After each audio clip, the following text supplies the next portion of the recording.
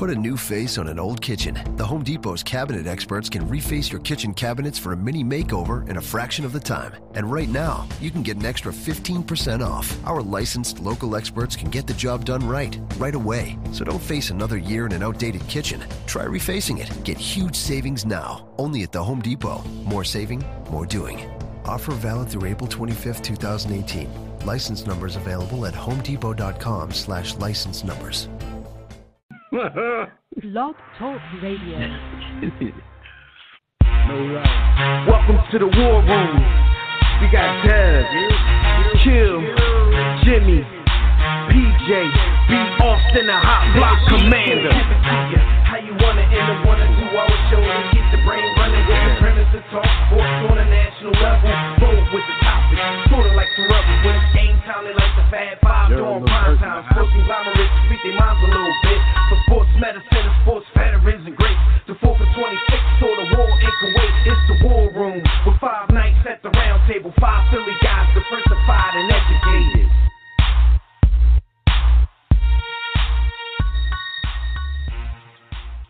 What up, good folks out there in War Room land? You are once again live in the War Room, brought to you by War Room Sports on the War Room Sports Podcast Network. I'm one of your hosts. I'm Dev McMillan. I'm in the building with my brother. We got B. Austin in his house. Jimmy the Blueprint is going to join us in just a few. Fred Perdue will be here for his segment in just a minute or so. We're just going to get it popping. The NBA playoffs are underway. They've been pretty good thus far. The NFL draft is about a week away, so settle in. Keep it locked right here. And if you want to get in on the conversations, make sure to join us right now in the JW Philly Realty chat room at blogtalkradio.com/thewarroom, or join us on Facebook or Twitter at War Room Sports. You can also call us directly in about 10 or 15 minutes when we open up the Digital Extreme Tech Hotline. That's after Fred Perdue joins us for some pre-draft talk. That number is 323-410-0012. One last thing before we get it popping. Make sure that during the week when we're not live on the air, you check out our archive episodes at warroomsports.com. The War Room Sports mobile app, iTunes, TuneIn, Stitcher, and most other places you do your podcast listening. Yo, B, man, there's been a lot of deaths this week, man. This week kind of got that 2016 feel to it, man. What's happening? We're not going to have another one of those years, are we? Yo, rest in peace to the First Lady, man. I ain't had no problem with Barbara, man. Ain't no problem. Yeah, ain't no problems. I mean, some other people obviously had some problems with her. I forgot who it was, but Paul said, she was worse than Betty Ford when it came to that bottle. One of Trump's trumpets. Yeah, and then you had the meme going around, the junk floating around, talking about R.I.P. Barbara Bush, and there was a photo of the Quaker Oats, man. Like, come on, man. Yo, people give no.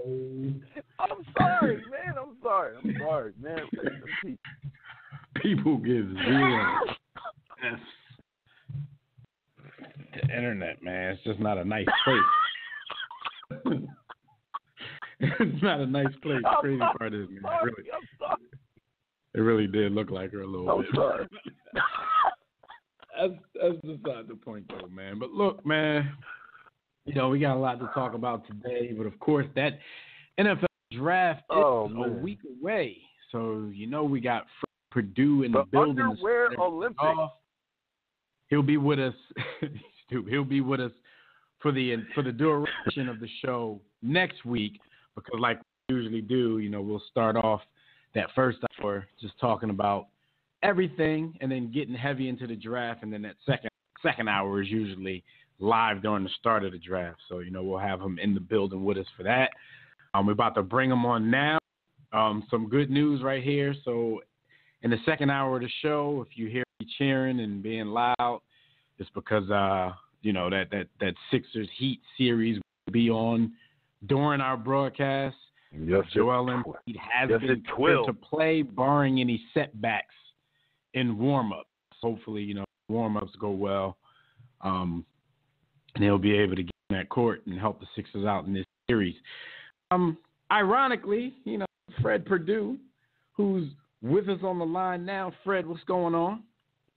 Oh, wait a minute. I'm good, fellas. How y'all doing? Fred, what's going on, brother?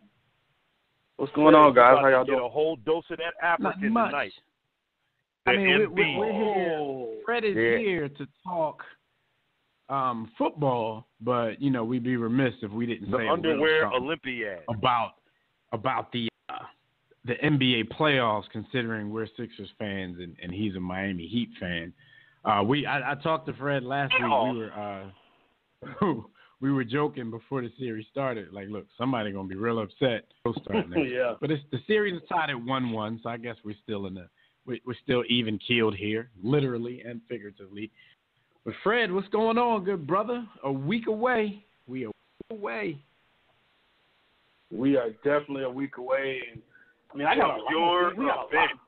Fred, we got a lot of things Fred, going you on. live and die for the underwear Olympiad. Talk to us about naked black men running fast, jumping high, picking cotton. My bad. Go ahead. Yeah, man, we got a lot, man. Because like you said, we got a lot of basketball to talk about at some point. That we'll get there. We'll get there.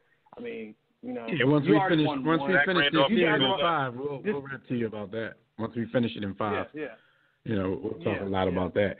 But Fred, before we get started on the actual NFL draft, everybody does know that you're the War Room Sports college football guru. So did you want to recap a couple of the spring games real quick before we get into the sleepers and some of your bold predictions for the upcoming draft? All right, let's do some of the big games. We're not trying to talk about, Lincoln University in Pennsylvania, nothing like that. Shout out to Jimmy. Of course. They don't play spring football at Lincoln. Yes, they do. They play two-hand tag. Spring football is one of those things where we don't want to get anybody hurt. So that's the number one thing you want. For me, I got a chance we drove down to Hard Rock Stadium. I mean, how many times we changed the name of the stadium at this point? But I got to see the Miami Hurricanes live. It looked pretty good. Offensive line wasn't great. But the theme I've seen across the board, whether it's the Miami Hurricanes, Florida State Seminoles, the Georgia Bulldogs, who ironically ended up going to a national championship, the Clemson Tigers, the Ohio State Buckeyes, all of these schools, the theme I've seen across the board is quarterback. Whether it's Georgia, who had a freshman who replaced the guy and took his team to a national championship, he's having to look over his shoulder now by another true freshman. Or whether it's Kelly Bryant, the guy that replaced Deshaun Watson at Clemson, he's now looking over his shoulder at a true 5-star freshman. Both of these in Trevor Lawrence, who, by the way, if you have not seen this kid, he could be really good. And when you got a nickname like Sunshine, in tribute to the player and remember the Titans. I mean, when you get a name like Sunshine and you're good, I mean, you only get nicknames because you're good. So, but we have a ton of different quarterback battles. No, Florida State has one with some nicknames now. No. But when you get the nickname, you know why we give nicknames like Sunshine out when you're 6'6" and you can throw it a mile and you got a little bit of long hair flowing. That's funny. That's what I used to call Nick Foles when he first entered the league before he got his haircut. And that's when people didn't like him. Now Sunshine got a everybody Super Bowl loves him now. MVP. Yeah. Exactly. At Ohio State, they have 3 quarterbacks that are battling after. J.T. Barrett, it seems like he's been in college football for 20 years. I was about to say, like J.T. Barrett been in school. Like he was in college when I was in college. J.T. Barrett is still in college. I'm glad that he's finally gone. They have a 3 quarterback race between Tate Martell, Joe Burrow, who can transfer at some point, and Dwayne Haskins, the sophomore who took over for J.T. Barrett. Real talk though, Fred. I could dunk when J.T. Barrett first got on campus. Exactly. That's it a feels long like he was in time college ago. forever. I mean, he was a fifth-year senior. It seemed like last year he was like he's going to be here another year somehow, some way. I mean, shout out to he's a fifth-year senior 3 years ago. My man John third, he's still in college. He got to be like 22. So shout out to him as well. The biggest controversy has yet to play out yet, though. Alabama, they haven't played this spring, and they'll play on Saturday. But the star of the show, Tua, is not going to he's not playing. They've shut him down after a wrist injury over throughout the offseason. Jalen Hurts, his father actually came out and said he effed up and gave Tua an opportunity, which, you know, a lot in this generation, we know how soft athletes are. We all wonder, is he being a little too tough on him? Personally, I think that's the motivation he needs. He has the job to himself. And a little birdie kind of let me know some things. I'm not putting it out there that he's gonna lose his job or anything, but if he does, Texas needs a quarterback really bad. Mm-hmm. Just saying. It's interesting, Fred, because what Tua did, you know, when he came into that national championship game, he should never be in a position to injure his again. But hey, things happen, I guess. And side note on Tua, he has a little brother who's going into his, if I remember correctly, his senior year, and he's really good. And Alabama's courting him, as are a ton of other schools. So it just seems like now is the right time. Alabama is really, they're never going to have problems, and they're winning quarterbacks. If they have an embarrassment of riches at quarterback, and we're not even talking about Mac Jones, who was a 4-star recruit who lost in the shuffle. He'll probably transfer at some point. And if you're talking Bulldogs, Georgia Bulldogs, you know, those guys also haven't yet played their spring game. But Jake Fromm, who was a top quarterback coming out of high school, replacing Jacob Eason, who was a 5-star number 1 overall quarterback in the country a couple of years ago. He's not since transferred to Washington, but he's looking over his shoulder as the number 1 quarterback. Would that happen to be Tony's son? No, not at all. Okay. Not at all. As a last name, you don't hear much, and he just happened. Yeah, I know. You don't hear that name often. But Justin Fields, I've heard everything from a taller Russell Wilson to baby Cam. And if you watch it, I've been watching him a lot throughout the last year or so.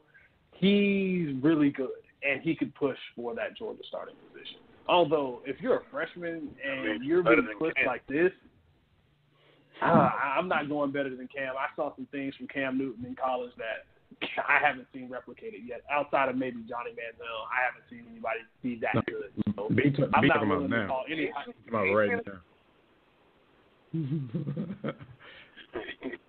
Right now. All right, so let's get into the draft. Because, like I told everybody out there, you'll be with us for the duration of the show next week because it's going to be draft heavy. We'll be catching some live. Give us some of your sleepers and a few bold predictions, before you finish. Well, for me, for sleepers, the running back position has been discussed heavily, only because we've either been devaluing the running back position, or there's a resurgence of the running back position, depending on who you talk to.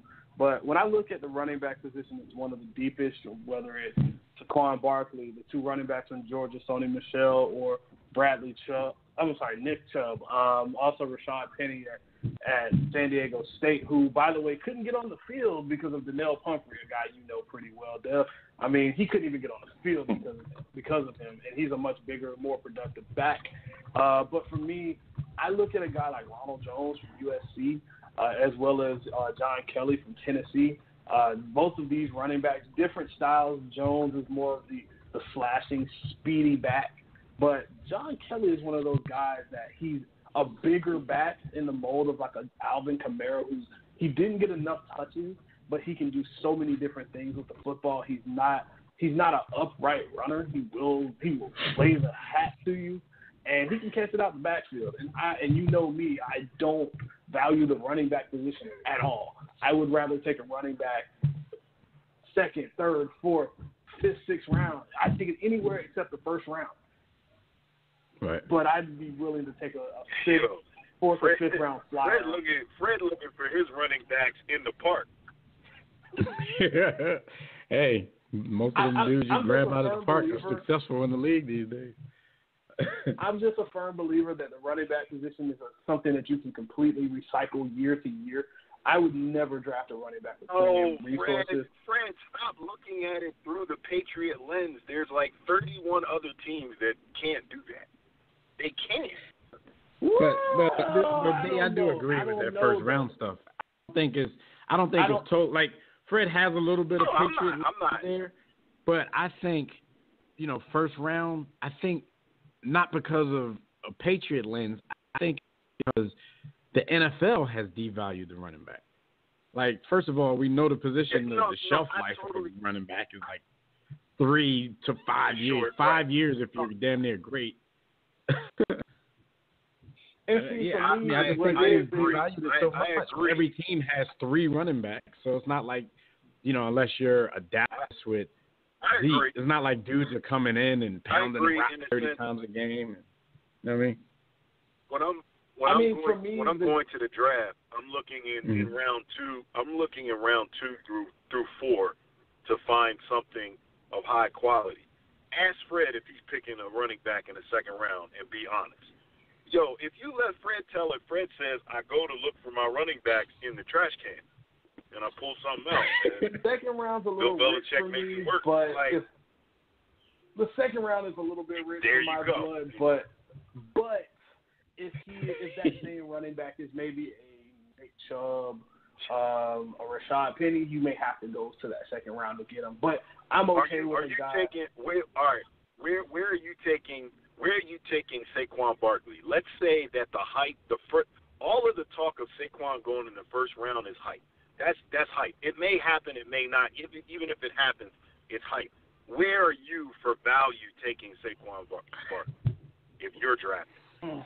If I'm drafting, I'm not touching him at all because I can't deal with a running back that can't run between the tackles. But that's neither here nor there. But if I'm pigeonholed into, let's say, the seventh, eighth pick, I may trade. If he's still on the board at that point, I may trade down a little bit, try to get an extra pick or so, and then take him, have the team that I'm trading with take him, knowing that I'm getting extra picks. Because there's going to be somebody that maybe a quarterback or so. Every team that's quarterback starved, they're going to need maybe a Miami, a Buffalo is going to be maybe even a New England.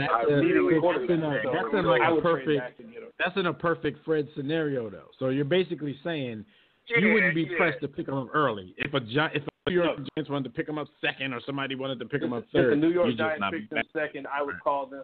I would say their franchise is being set back at least 4 to 5 years. Damn. I don't disagree with that assessment. Do you hear how Fred gave a high IQ answer? He said, well, first of all, I'd match salaries up and I'd make sure that I was able to dump it and position myself to acquire some additional assets to be able to leverage the fact. No, Fred, I'm talking about if you had to deploy him on the field and you're picking for your franchise, not as a strategy to capitalize on the fact that there are idiot GMs that are caught up in the moment. I mean, if you got to deploy him, you're saying, I need a high-quality. So you're saying a straight-up pick. What straight-up pick would he pick? Yeah, straight-up pick. Not the high IQ move that you just laid out, which we all get. We know what you're saying is you would capitalize on the fact there are idiots in the front office and you could get more picks out of it. No, if you have to draft him to play, where are you taking? If that's the into the first round. If all things are equal, I would probably take him roughly. I'd probably say Buffalo, no, they wouldn't. Miami, no. I'd probably take him mid to late first round, but knowing he's gone at that point, it'd be tough for me to take him. I respect it.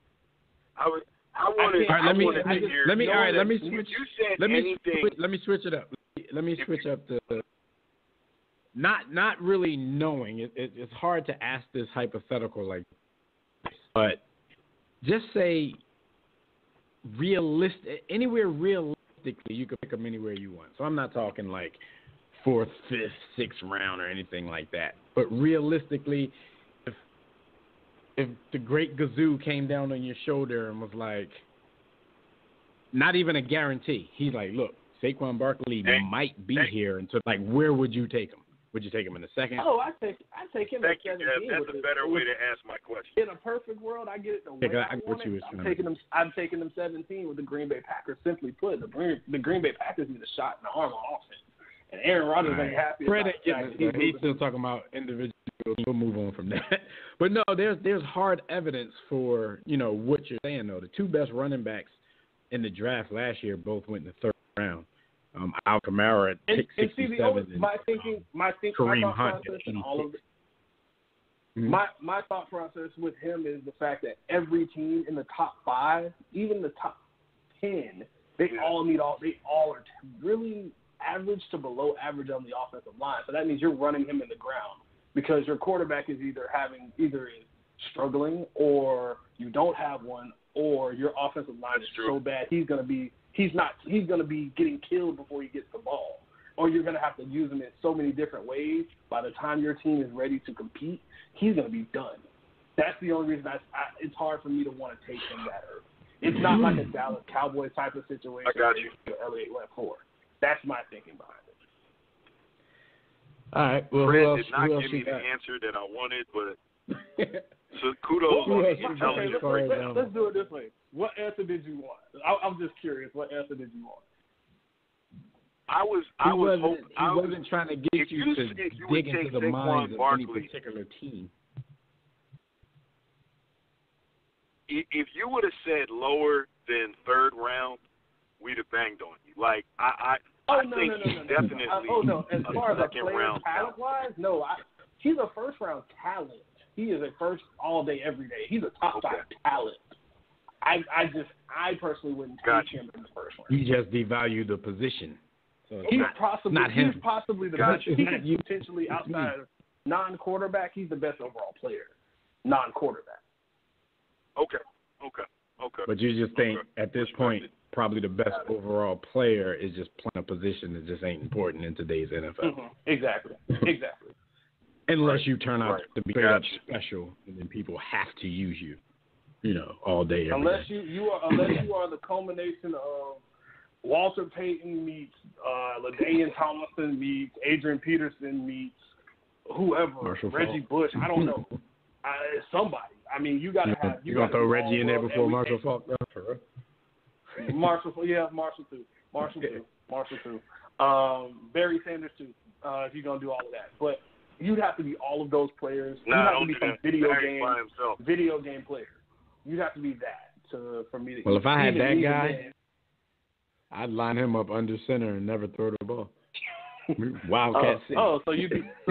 Then you'd be just so basically you might as well should have never mind. I'm gonna leave that alone. I'm gonna leave Michael Vick alone. He's gonna throw to himself. He wasn't all them players. He was nice, but he wasn't all those guys. I'm gonna leave that alone. All right, so who else you got as far as sleepers and bold predictions? That's the Michael Vick experience. For me, and we might have something similar to that when it comes to predictions, but as far as players to watch, Marcus Davenport keeps just flashing for me. I've heard comparisons to Jadeveon Clowney. I'm not going that far, but the UTSA product is really rising. His get off. Yeah. You can eat those words. You can eat the Jadeveon. It took a little longer, but Jadeveon Clowney turned out okay. You can eat them words. For me, he turned out okay. He's not a monster. He's okay. He turned out better than I thought after 2 years. Because after 2 years, I was really worried. For me, I look at a corner because in this league you need at least 3 of them nowadays. 3 high quality corners. I look at Josh Jackson from Iowa. Whenever you look at a corner, you need big, tall corners who have long arms, and that's what you need from him. When you're in a division maybe similar to maybe the AFC North, where you're going up against Dalton's not terrible. He's not terrible, but the weapons that are around him, Roethlisberger, also you're dealing with all of those guys, or you're dealing with the NFC North, where you're dealing with Stafford and Cousins. Even though I'm not huge on Cousins, but the way they throw the football, they're going to throw the football with him, and Aaron Rodgers. You're going up against quarterback after quarterback after quarterback, you have to score points. When you're going up against that type of team, you got to be able to defend it. So corner that's where you gotta have corner. My question with Josh is I saw a little bit of tape on him in a game, if I remember correctly. Very physical, talented. My question are about him opening his hips and being able to change direction quick with NFL athletes. What are your thoughts there? I think for him, when it comes to that, I think you're going to see him more. You won't see him as much in man. You'll see him more in a zone-based system, which a lot of teams now are just going more zone. You're seeing more cover 3 now than you've ever seen. Everyone trying to play this Seattle-style defense. Because as you need more corners, it's becoming less and less likely that you run into those pure athletes that can shadow a receiver in today's game. Like you can't maul them downfield. Like salute to Ty Law, the Hall of Fame great Ty Law, but you can't maul them.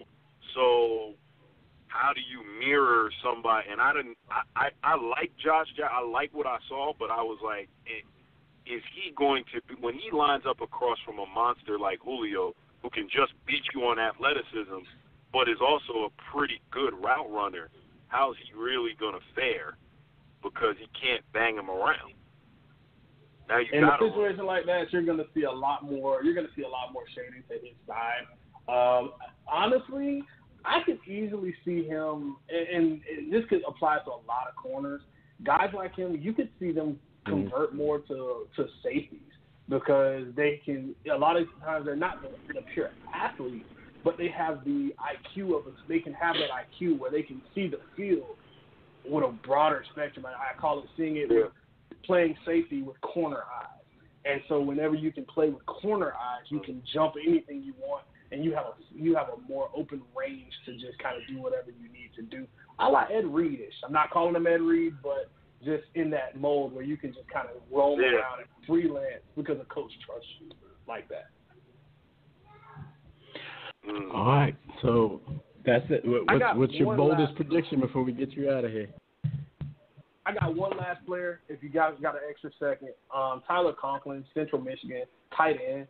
Tight end is the worst, probably one of the worst positions as far as depth is concerned. If you don't get one that early, you may not get one at all. And they're all these new type of hybrid tight ends where they're really just really big receivers. But if you need a tight end early, Tyler Conklin is one of the ones you really might want to take a look at. Maybe a team like the Packers, who need a tight end, despite having the Jimmy Graham and all of that. Need everything. The Packers need everything.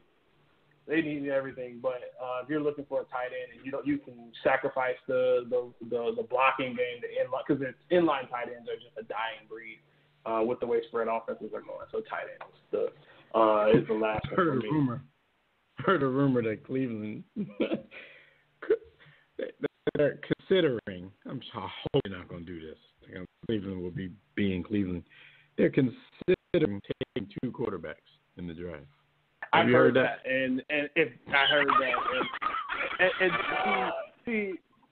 see, I can. You know what I thought about it? I said, they are really trying to hedge their bet here, because it's like, I can take Sam Darnold, or if I take Josh Allen first, Sam Darnold will probably fall. Either Darnold or Rosen will fall to me, because Cleveland is a bad. and then hopefully they can draft, because Cleveland just can't Cleveland. Or if one doesn't work out, you can fall back on him and say, well, we took 2 and you can't say anything. But that would be, if that happens, which I don't think it will. I think that'll be 2 more young quarterbacks that could ruin on the same roster. Come on, Cleveland.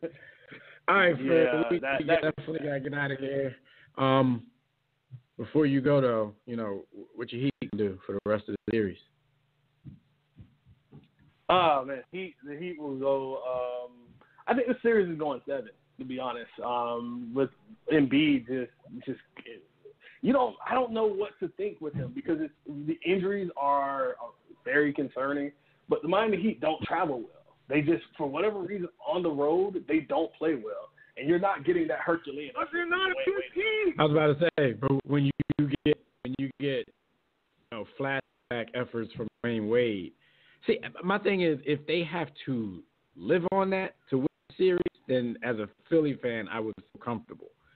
But also, bringing Embiid back into the fold would mean that Whiteside gets to be on the court more. You know what I'm saying? Like, Spoelstra is taking him out of the series basically because it's just keep small on him, so the rim protection isn't there. Not like the Sixers are going to the rim too much any damn way. So I don't know how to play out, but we'll see. We'll talk about it next week. We'll have a better, We'll can I run this prediction by you? Because I've been wanting you guys' opinion here, and this is a New England Patriot thing, but Belichick's done crazy stuff before. So Lamar Jackson keeps getting he's the wild card in all of this, right? So the Patriots have the 23rd pick and the 31st pick.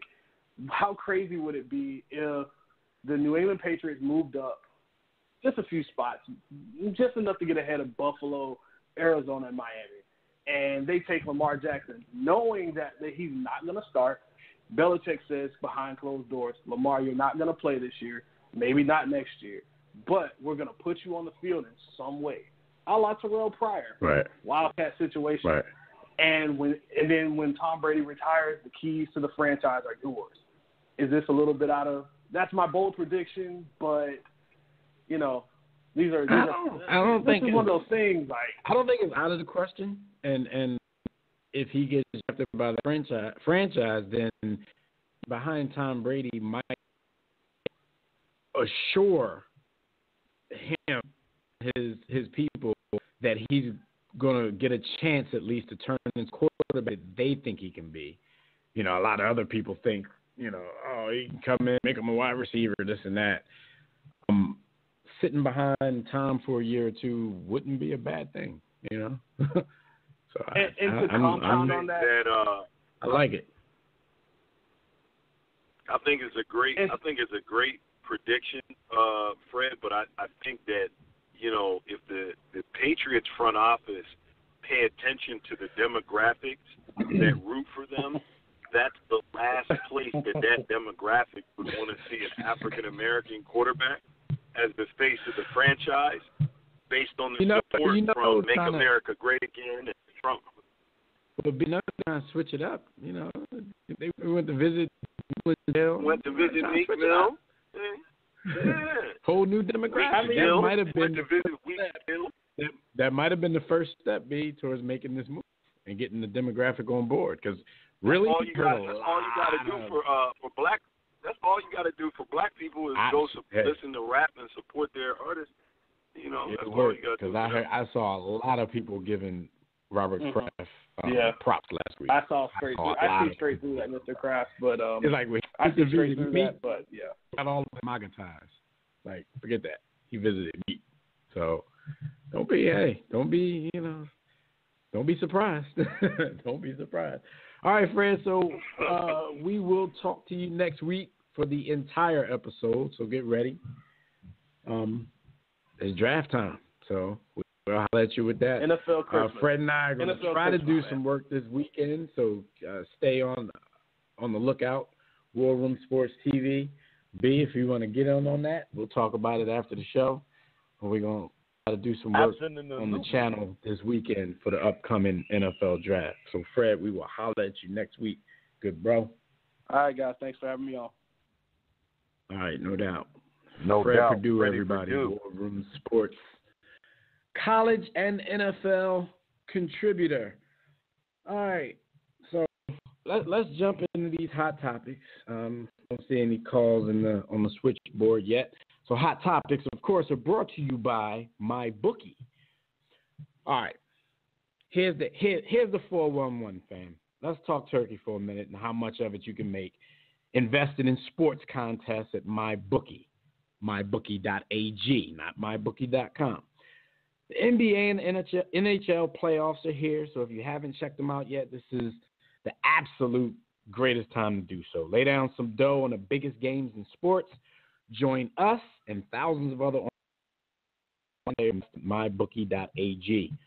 You guys tired of getting a runaround when you're betting somewhere and it's time for a payout? That's why we urge you to join MyBookie. No ass betting, you win, they pay fast and without any hassles.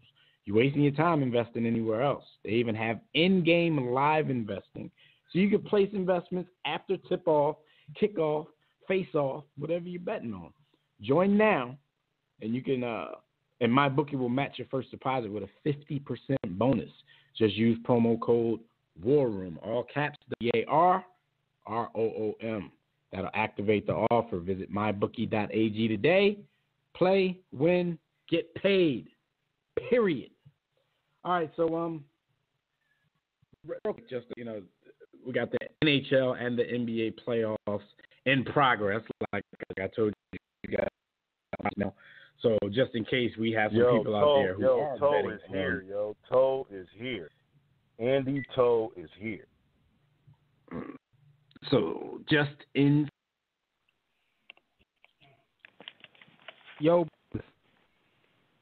My bad. Testing. Yo. B, you there? You good to go? You good to All go? right, so Yo, just in case we got brother, some. Jimmy getting told already too.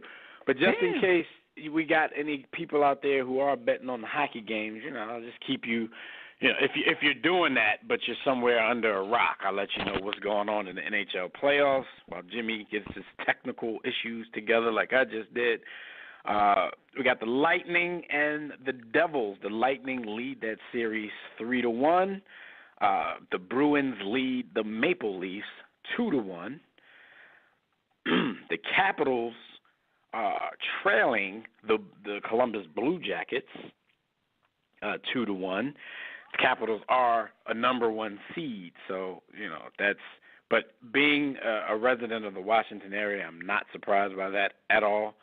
They kill it in the regular season every single year, and then get to the playoffs. Usually advance past the first round, but they usually disappoint the fan base. The Penguins are destroying my Flyers 3-1. I've been watching these games. They've been very frustrating. Murder, the death, Penguins, kill. The two-time defending champion Pittsburgh Penguins are not to be trifled with, and the young Flyer team at right now they're just not ready for that matchup. The Predators lead the Avalanche 3-1. The Jets lead the Wild 3-1. The Golden Knights are. Wait a minute. Are they up or are they down in this series? The Golden Knights lead the series. Showers. Oh, I'm sorry. The Golden Knights finished the series 4-0, so they're waiting for their second round series to commence. The Ducks also got swept by the San Jose Sharks. And that is your hockey playoff update. That's about all we can do because we're not hockey buffs here. As you guys know from the past, whenever we wanted to get into a serious hockey discussion, we got an expert from the hockey media on. We got other people. Not much we can help you guys out with besides updating you on the series. So shout out to everybody who is a big hockey fan. Go hockey. All right, so let's talk real quick. Let's talk about something because this is something that throughout the years we always talked about in a negative light, and it seems like lately Michael Jordan is changing, at least trying to change his image as far as social responsibility goes.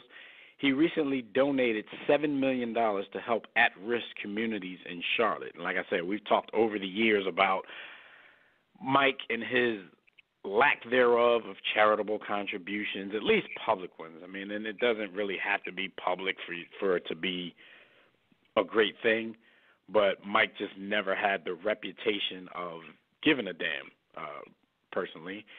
But I noticed, fellas, that we've talked about stories like this pretty frequently in the last 2 or 3 years, and every time we do it, we always have to preface it, well, this is a surprise. So, is this a surprise any longer, or has Mike gotten to a point in his life and with his finances that, he can care about things other than Mike?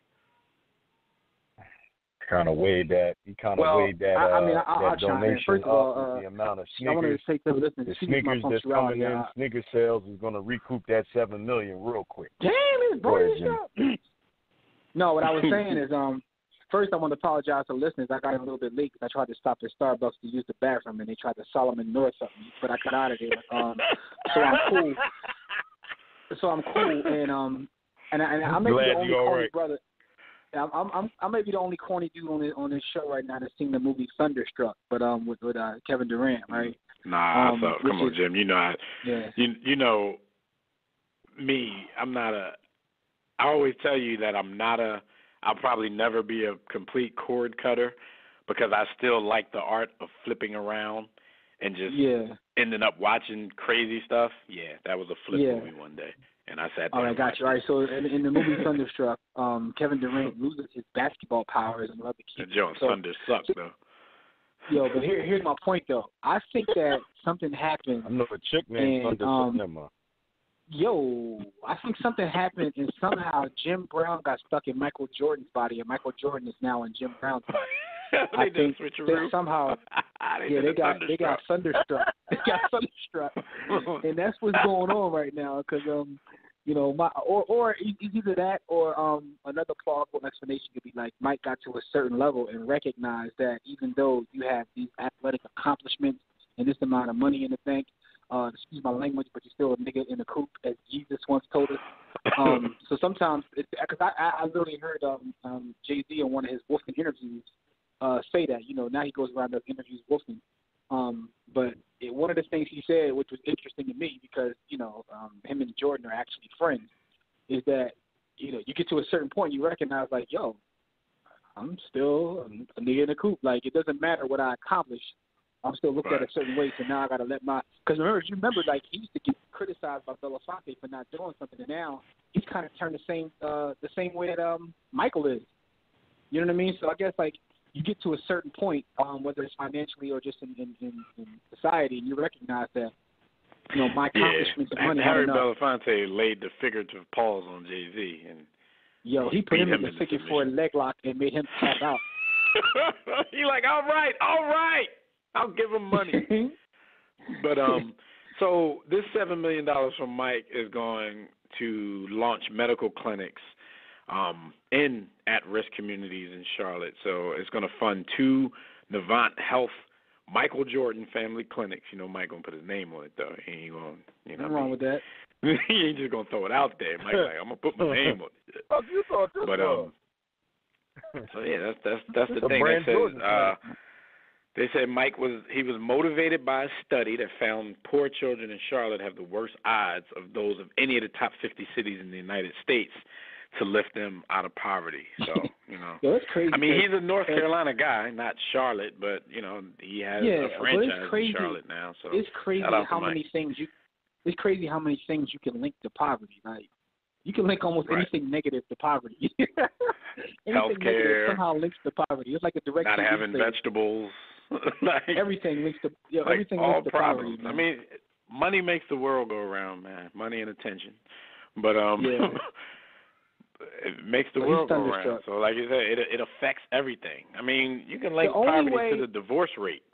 How many divorces happen because of money? Yo, the only way that I have a problem with this is if it's not his name and he straight put the Jumpman logo on the clinic. Like, that might be a bit much. Like, come on, man. You gonna put the Jumpman on the clinic? Like, there's no name on the clinic. You just walk up and you see the Jumpman. Like, oh, all right, we here. I ain't putting that past him. So that means that's better. I'm just saying, like, I ain't putting it past him. And another thought that came from this topic, Dev, is that it also shows you how great of a basketball player he is. Yes, I'm giving him a compliment, even though I'll be pooping on him. But the fact of the matter is, the level that he reached in terms of his voice and the fact that he did nothing with it, we kind of let that slide because we like the way he shot basketball. Sort of like we ignored Michael Jackson's, indiscretion. But that's and a bunch of people like, sneakers. All three Mikes. I perform like Mike. All three Mikes got issues that we just look past because they get three Mikes. Right. All right, so we got a call on the line. Let's get the homie Tobias on before he starts threatening us. Tobias, what's going on, good brother? You in the war room. Roll Hey, I just want to see if Jimmy got his cup of coffee from Starbucks today. No. Actually, I stopped using the bathroom. They tried to kidnap me, but I got out of there, man. Interesting enough, though, inside the Starbucks in Philadelphia where the incident happened, there was a lot of Alabama paraphernalia on the walls. I don't know if there was any correlation there. Hey, we own our Jimmy bigotry. tried to use the bathroom, and they tried to make him a get-out barista. We're gonna walk in there. He's gonna have to get out eyes like in the sunken place somewhere. They tried to hit me with the 7 years a slave. They probably told you keep your hands in your pocket while you use the bathroom. Don't touch anything. But a couple things I want to touch on real quick. I want to say this one thing real quick. Y'all saying stuff tied to poverty. This quote unquote white-made epidemic, black-on-black crime, is tied to poverty. Now we know about the white. Everybody is proximity, but look at what poverty does. It's like when you have no access to capital, no access to schools and all that stuff. Makes you a criminal. You get desperate. Mm-hmm. Yeah. Gotta eat. And they never address that. And I think the black people in power who are afraid to address that are just scared of white people. They just call it what it is. But poverty. I'm sure the murder rate is up. In the trailer parks and places like that. People desperate, man. Desperate measures. And if I'm robbing you and you want to act tough, I'm going to murk you. So, that's why. Yeah. I don't feel sorry for poor white people anyway. So that's just a waste of being white. Hey, that's kind of like a Dragon Ball Z or Gohan didn't want to train. He had all the power. Yeah. But I'll say this real quick. Like, watch the playoffs.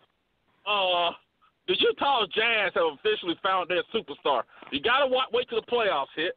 The Cleveland Cavaliers are cooked. They're done. And they're done because I think it may not be this series, but I was about to say done as far as you're talking about done as far as finals runs because I still think they're going to beat Indiana.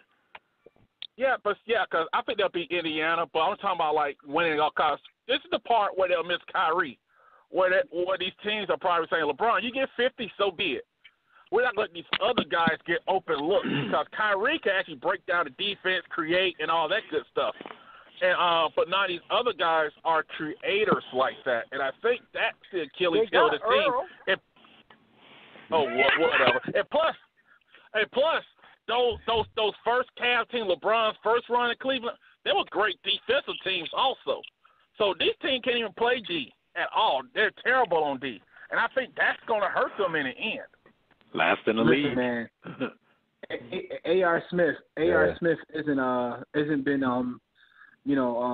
doing what A.R. Smith did when they won that chip. Like, everybody knows he's a streaky shooter, but A.R. just kind of been off. And it's interesting to watch them play because I've watched every playoff game there is. There's probably like 4 teams in the West they can't beat.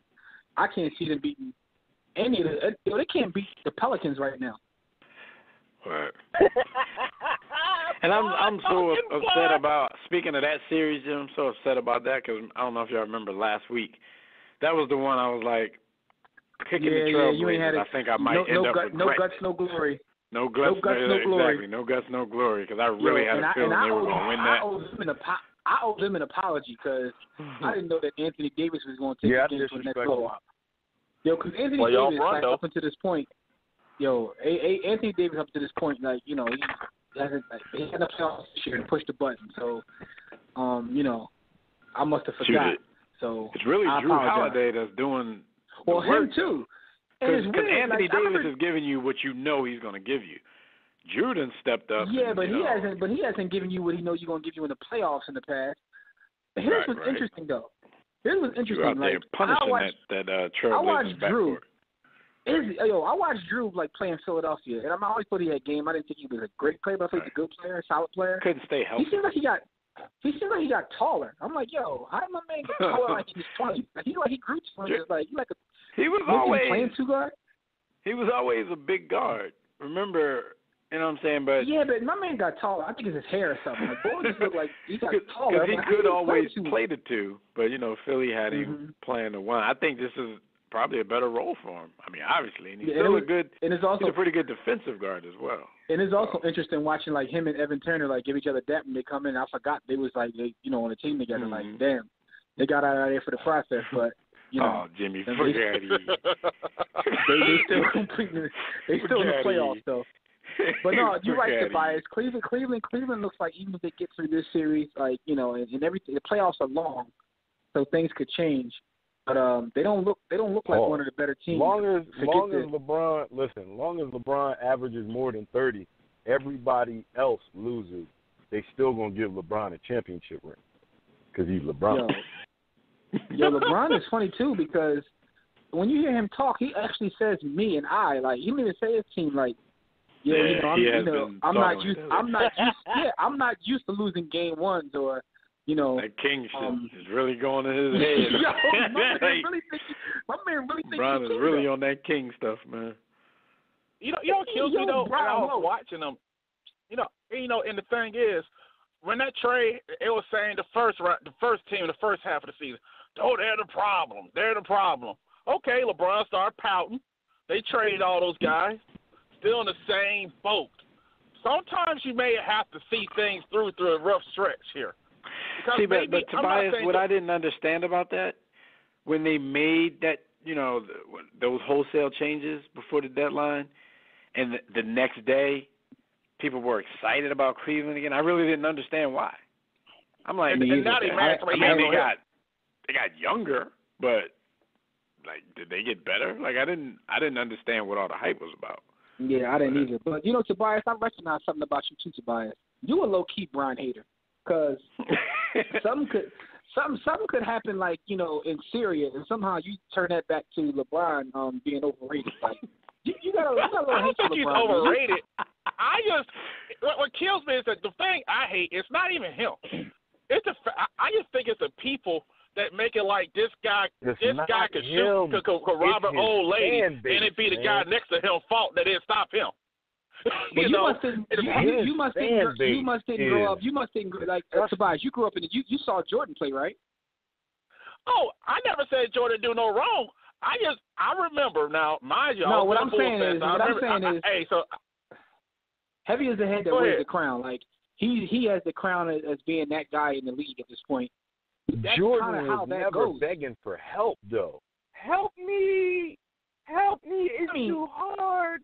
Let me get a break. We don't know what it was because we lived in a different time where Jordan wasn't forced to answer questions in front of people after every game walking into the arena.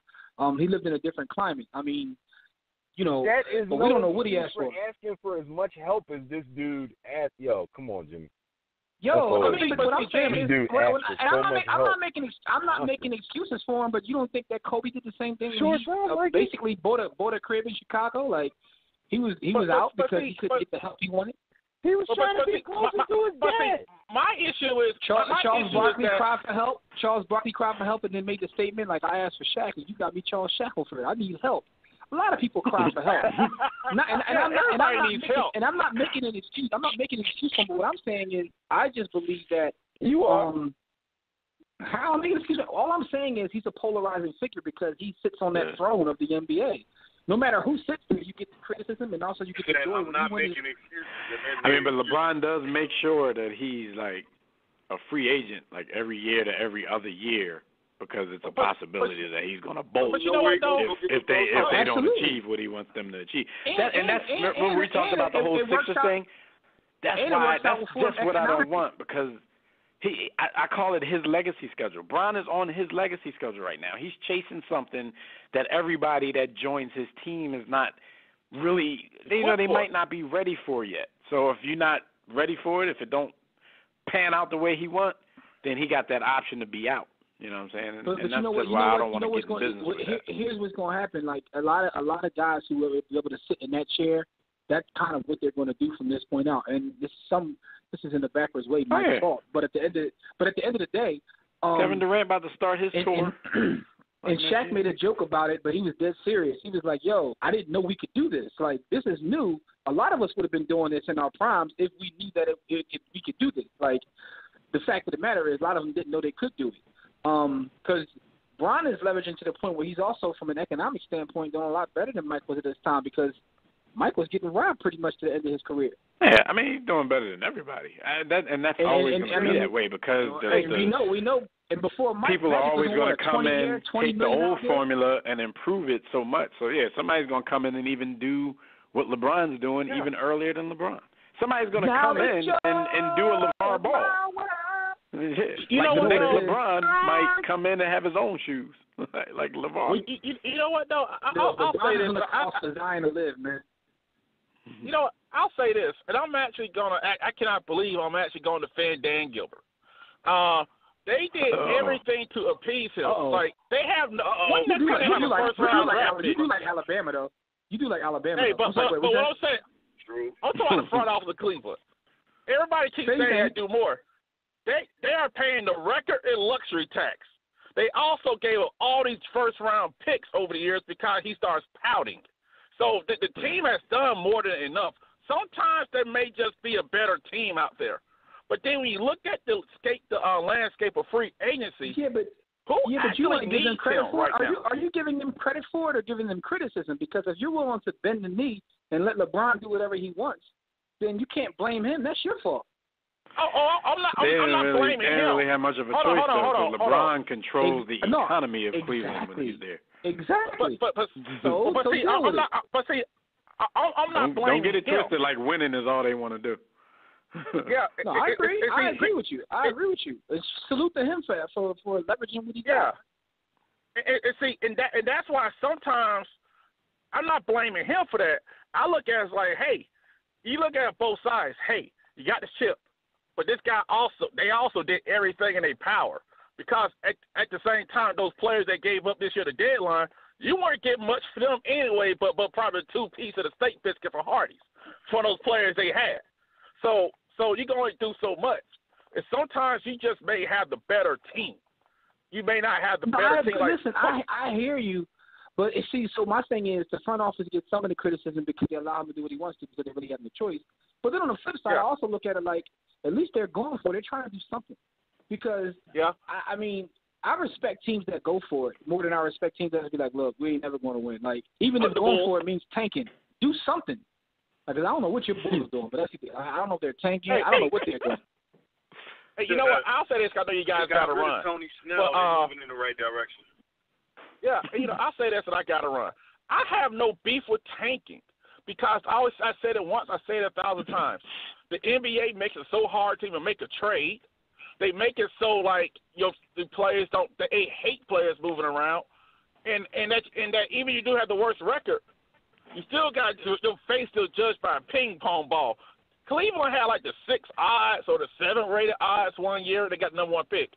The Bulls had like 1%. They ended up with Derrick Rose. You don't know how this stuff's going to work out. So it's like these teams are looking at why am I going to keep being the 8th seed or the 10th seed every year? It'd be stuck. No, I get that, but there's 2 sides to it, and Dev always points this out when I take your approach, which is the fans that come to the game. Like, you're going to end up like baseball, where no one's going to baseball games these days. I think the problem is though, like out here in Phoenix, for example, these guys been taking since Barack Obama took office. Things like it, and but you know the problem is that's another thing, Tobias. Like now that the Sixers have made it uber popular, everybody who's garbage saying they're tanking. Like you ain't tanking, you just garbage. Even if they're not, even if they're not, right? But everybody ain't tanking. Some teams are just. I read something on Yahoo the other day, and I don't know how true it is. It said like I don't know what study because how do you even prove this? But they said more than half of Major League Baseball is tanking right now. Like how do you prove that? The Astros tanked. If you say that, if you're saying that, the only proof. The proof to that would be very insulting to players out there because we're basically saying y'all a bunch of bums that they're putting out here, so it's obvious that they're tanking. Like the Sixers were so blatant with it, you couldn't even just say, "Yo, they just garbage." Yo, they were if so you scored blatant. Double figures, you were on your way you were going on suspension. Kiki was about to like cut. Kiki drew. I say this, like what Jimmy was talking about, going for it. For example, the Suns could like traded for Kyrie. They got first round picks out the yin yang. So you can't have if Kyrie leaves in 2 years, so be it. You're showing your fan bases that, hey, we're trying. If he leaves, he leaves, but at least we tried. You know, and that's always been our beef with the Bulls. We know Lou Aldang ain't got it no more. Why are you hanging on to him? Why you still starting to keep Bogans here? Tobias, I told you why. Because Chicago is not a great franchise. They struck gold with Mike, and outside of that, for the rest of their existence, they're ass cheap. Tobias. Oh, there they go, that man. And the layup line, Zorro. Hey, before you guys go, I got to run, but I want to say this. We'll see y'all in week 2 this year.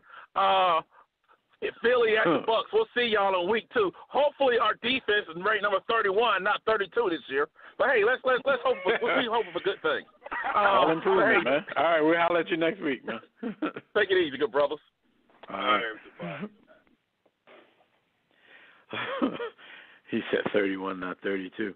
All right, let me quick stat of the week so we can move on to the next segment. I see we got some more callers on, so let me just move past this part and we can get to the other callers out there. But the stat of the week, the youngin' Donovan Mitchell, who Tobias did speak on in the beginning of his rant, his 55 points in his first 2 playoff games are the most ever by any guard in NBA history. And, of course, the guy that he passed was Michael Jordan. Everybody who sets a record now, they're breaking Michael Jordan, Oscar Robertson. Still will. Still will. I was about to say, not really will. His records don't really get that's because Big Man is trash now. Pretty much everything now is by a Wake player. His stuff is just safe. Guards and forwards ain't going to score and rebound the way he did. So. No human being can do that. So This is true. Yeah. So what do y'all think about Donovan Mitchell in his first 2 games? Like, I've watched them both. Like, he really is that guy that he looks like he can be their next superstar and sitting alongside the defensive stalwart and Rudy Gobert. It look like they got something they can build on. I don't foresee them winning this series.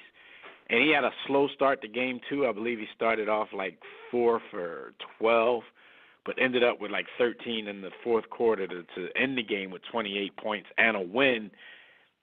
That it's impressive. And not just him. It just seems like there's a youth movement in the playoffs this season. Here's what I mentioned this earlier in the season, like early in the basketball season when I first watched him play. And I even said it last week when I said that he was my rookie of the year in like the last month. Because when I watched Utah play, I know it sounds crazy to watch Utah play. Who watches Utah play? But anyway, when I watch Utah play, it's his mindset. Like, he looks like the veteran on the team, and he's the rookie. Like, he'd be like, yo, give me the ball, get out the way, I got it. Like, he has a mentality that I hate to say this, quote-unquote, Mamba mentality. And I know you made the comparison that he thinks he's Kobe, but he ain't. But he kind of has that mentality. Like, I think Ball in his head thinks he's better than he is. He's a great player. Yo, if you think that you're the best player in the world with his type of talent, you're going to end up at least very, very good, if not great. I respect it. I love it. It's refreshing to see him kind of – it's almost like, Mike got a great-grandson, Kobe got a grandson, and now the cross-dresser who is Russell Westbrook, he might got a son. The crazy part is, like, disliked in Philadelphia because of the Rookie of the Year race. People petty. Yeah, I know. People really don't like him, Yo, even with that, I appreciate the fact that he's with the shit. Like I like the fact that he says something, even if I disagree with him. He is with the fact that and I like the fact that Ben said what he said. Like, yo, I don't even pay attention to these noodles. It's about me. Like, I like all that. I'm with all that. I'm here for all that. So Ben got a little bit of a. I like Ben's attitude. He doesn't really have a light skinned attitude. I like Ben. Yeah. He get a dark skin pass.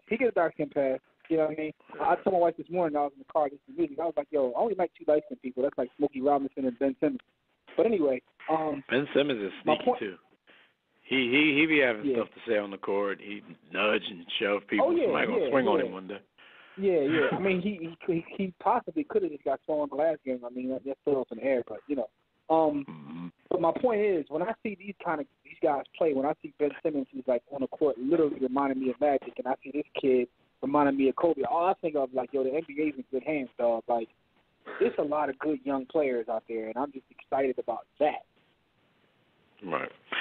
All right. So before we move on to what happened, and we got Kyle Kuzma. You guys can check out our website at warroomsports.com if you want to call in and speak with us about any of today's topics. Dial the Digital Extreme Tech hotline at 323-410-0012. Press 1 when prompted. But if you're already listening from your phone, you can press 1 if you want to talk. And I'm looking on the switchboard here. And we got the homie Naj calling from down in the GA. Naj, what's going on, good brother? You're in the war room. Hey, I've been watching too many rap battles, so now that's just been on my mind, just approaching every conversation with a rap battle mentality. Yeah. What up? What's good? Don DeMarco. Right. That horn, need the horns, everything. But now y'all hit on a lot, man. The Donnie Mitch stuff, like, yeah, dude is really good. Nice to see. I compare him more to Wade, but it's like the records like that's a good comparison. These things. That's a good comparison. That's a great comparison. I'm still on that one. Yeah. These records are gonna fall real quick. Yeah, he weighed with a jump shot. Yeah, so it's like he has that record right now, but somebody's probably gonna break it in 2 years or 3 years. Like, these aren't long-standing records anymore, just because of the usage rates of how they use players now, to where somebody is holding the ball damn near all game. So I mean, shout out to the kid, and OKC got trouble, man, because that's a bad matchup fit for a guy like Billy Donovan, who really has trouble with lineups. It's like, look, they got that big lineup out there. If you really want to play Melo at that 4, Derek Favors might be sitting on his neck all night gobbling up rebounds. Like, might not be a good idea. You might want to switch that. You know what I mean? As far as Bron, like, look, man, you got to think of Cleveland as an underdog. I know that's hard to think of, but they're just not championship material. This ain't, if we switch the scheme, we'll be better defensively. No. Roster-wise, they're not going to be good defensively, period. So they got to try to outscore people.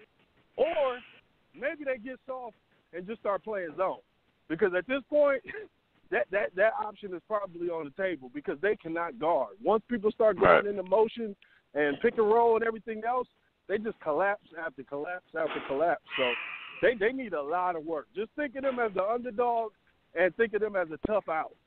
Like, that's how I'm approaching it now. That even defense, team. like with LeBron, because his defense has obviously fallen off from when he was getting a reputation as a defender.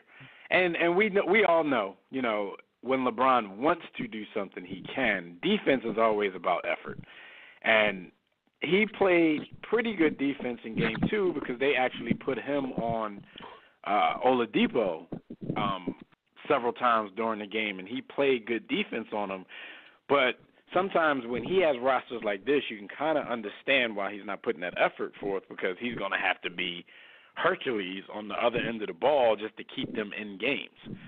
So, like, I was talking about Dwayne Wade and his effort against Philly the other night, and was saying, you know, at his age and where his body is at his age, because nobody's like LeBron 15 years in, but where Wade is, as a Sixers fan, I'm like, okay, if that's the kind of effort they need from Dwayne Wade to win the series, then I'm kind of confident that he's not going to be able to do that 3 more times. On the other hand, LeBron could probably do what he did in Game 2, but he's not going to be able to play the kind of defense that he played in Game 2 in order to do it. So somebody has to guard somebody if they're just going to expect him to go Incredible Hulk and save the series for him. Somebody got to guard somebody. Yeah, well, that's why they give him the late stage Kobe assignment most of the game.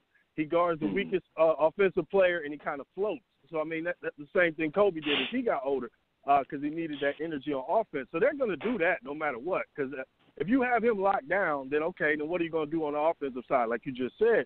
But the Dwayne Wade thing, yeah, man, he can't summon that all the time. But that goes to my theory. Don't laugh at Hall of Famers because all of a sudden they can summon up something. I take the first example, Wade and Bron laughing at Dirk during that finals, and you see what he put on their head. Klay Thompson laughing at Bron during 3-1 at the presser, and then LeBron put that on it. Like, don't laugh at Hall of Famers, man. That pride might come up and dude might put something on you. So, Kevin Hart, yeah, good job. Don't forget Kevin Durant and Russell Westbrook laughing at Steph when they asked about his defense. They were feeling real good in that press conference.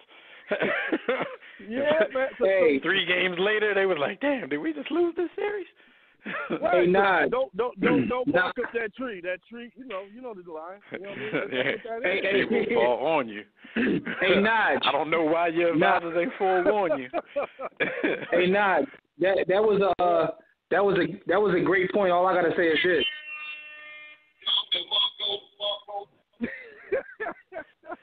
Shout out to you for the whole. But yo, this is a really good playoffs, man. Just because of the I guess the mystery involved now because of the Golden State injuries.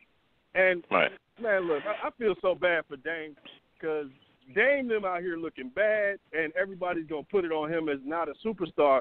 But the reality of it was, them and OKC just got the worst possible matchup that they could get.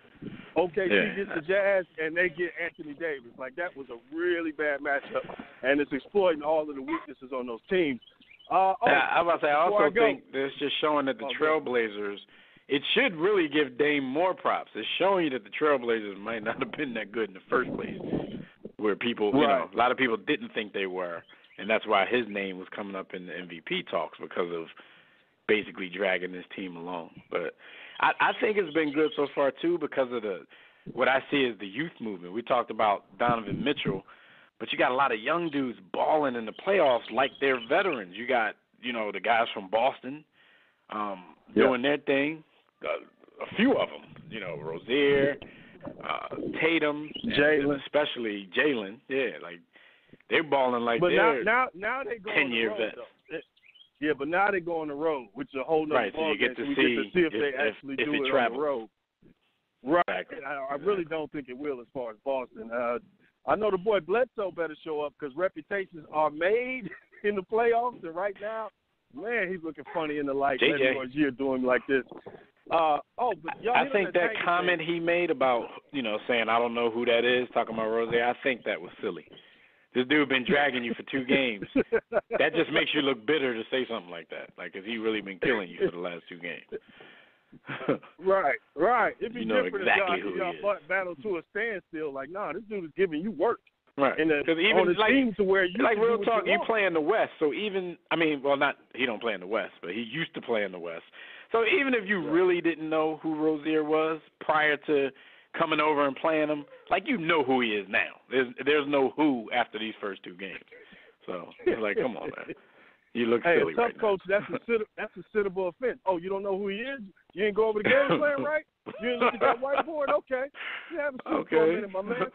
But that digital film I sent everybody, you didn't watch it? You're right. So it's a finite amount of talent in the NBA. So no matter what, it's going to be hard to rebuild. So, I mean, you're going to have to do a bit of tanking. You shouldn't go as far as Philly did because I think Philly did stretch the limits of it where you're kind of defrauding your customers of an NBA product. But we made it hard for everybody else because now they're going to have rules and they're going to change up the lottery all because of us. And we like, all right, we good now. We got our talent. Hey, you exploited a loophole within the system, and now they got to correct it. So that's on them. But, I mean, you just want as many lotto tickets as possible. But the thing is, it doesn't mean you're going to pick the right one. So you get the Long Project in Phoenix. This one is just starting in Atlanta. If you don't draft the right players, it doesn't matter if you're tanking. Go back and look at that Dwight Howard trade and look at what Orlando has done with the assets they got from the trade and then what they drafted. And you realize, man, front offices can bungle anything.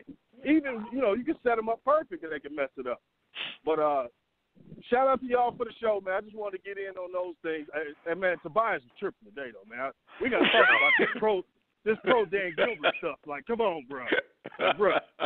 You can be mad at Bron, but don't go pro Dan Gilbert. Yeah. Like, even if you have that thought, just keep it to yourself. Like, nobody wants to talk about pro. All right, but thanks for your call, man. We appreciate it. Hopefully we'll holler at you next week. For sure, man. Hold it down. All right. Yeah, so no doubt. The Sixers and Heat have tipped off. The Heat with 2 quick threes from Tyler Johnson, who Jimmy said looked like a white stick-up boy. The Heat up 6-4, but Embiid's at the line to tie it up with his Zorro mask on. It's more than Zorro, though. This boy looked like Transor Z or somebody, Jim. We were just talking about. What's his other name? Monzinger Z? Yeah, Megger Z. Yeah, we realized it was 2 different young. But, yo, man, that series right there, man, like, it's interesting, right, because I was just reading the DJ Willie G was talking about y'all scared because you asking for Embiid to come back. I'm like, yo, he's your best player. Why would you not want him to come back? Yeah, like, why would you want your best player on the roster? That's, like, weird to me. Anyway. You're afraid because you want Embiid to come back. Dude, I told him that he should have been playing game 1, but, yeah, people say silly stuff. Yeah, shout out to the homie Willie G. All right, so let's get into these grind topics real quick. Some of them we don't have to spend a lot of time on because, like I said in the intro, this is like a 2016 type of week. So, people dropping left and right. But while y'all on the grind, is brought to you by the illustrious Sports the Book. You guys tired of reading the same ass sports books? That's a double entendre there, like same ass and same ass sports book. Y'all got that? All right. Yeah, that was fine. Y'all, just pick up your copy of Sports. Smart people only read the sports. It'll keep you on your edge of your seat. It'll have you saying, like, aha. Like, you're going to hear some things, you're going to see some theories that you're going to be like, man, I never thought of anything like that, but it makes a whole lot of sense.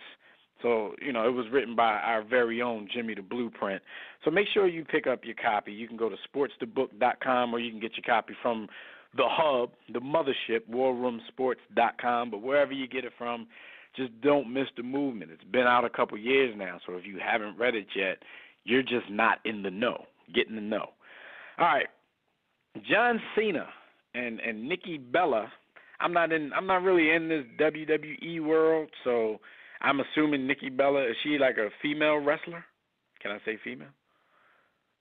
Because I've seen photos of them actually in the ring together. So this was his chick, and I believe she was a wrestler. But they recently broke up, but that spawned stories of how they started, and they said once, like prior to her moving in with him in 2013, John Cena made her sign a 75-page contract before he would allow her to move in. I guess at the time she was she has no self-esteem. She was really offended by it, but he ran it to her like, I take care of my family. I just want to make sure my finances are always straight because I got a lot of people to take care of, blah, blah, blah, yada, yada, yada. He eventually somehow got her to sign this 75-page contract. If I'm a woman, like, you're not even going to get me to read a 75-page contract, let alone sign one. But she ended up signing it, and now, she's – and the contract labeled her as a guest in his house, which is even more insulting because you were his chick. However, they've now broken up, so I guess this contract probably saved him a lot of heartache as far as his finances and things of that nature are concerned, or even just trying to get her out of the house. What do y'all think about this? Is he a genius? Is he J.J. Redick level genius, or did he take it way past? Yo, salute to my guy J.J. Redick. Listen, man. I mean, it's two ways to look at this. It's interesting. It's sort of like the prenup thing, but this ain't even a prenup. This is just for her to move in. That's what made this wild to me. Like, he probably never even thought about marrying her. Like you said, this was just for the movie. Yeah, this is This is like just to move in. Like, in my house for a few years before I dump you. But when I dump you, you got to go right away. It probably said that on the contract. Yo, that's what's interesting to me about this whole thing. Is like, damn, you play like that, beloved. But it is what it is. Yo. Listen, in the words of one of the members of the illustrious War Room, this is the ultimate. This is the ultimate. So what you about to be doing? Word right. to death. Because I was just saying that a little tongue in cheek, but I just read that the contract said that she would have to vacate the home immediately if they ever broke up.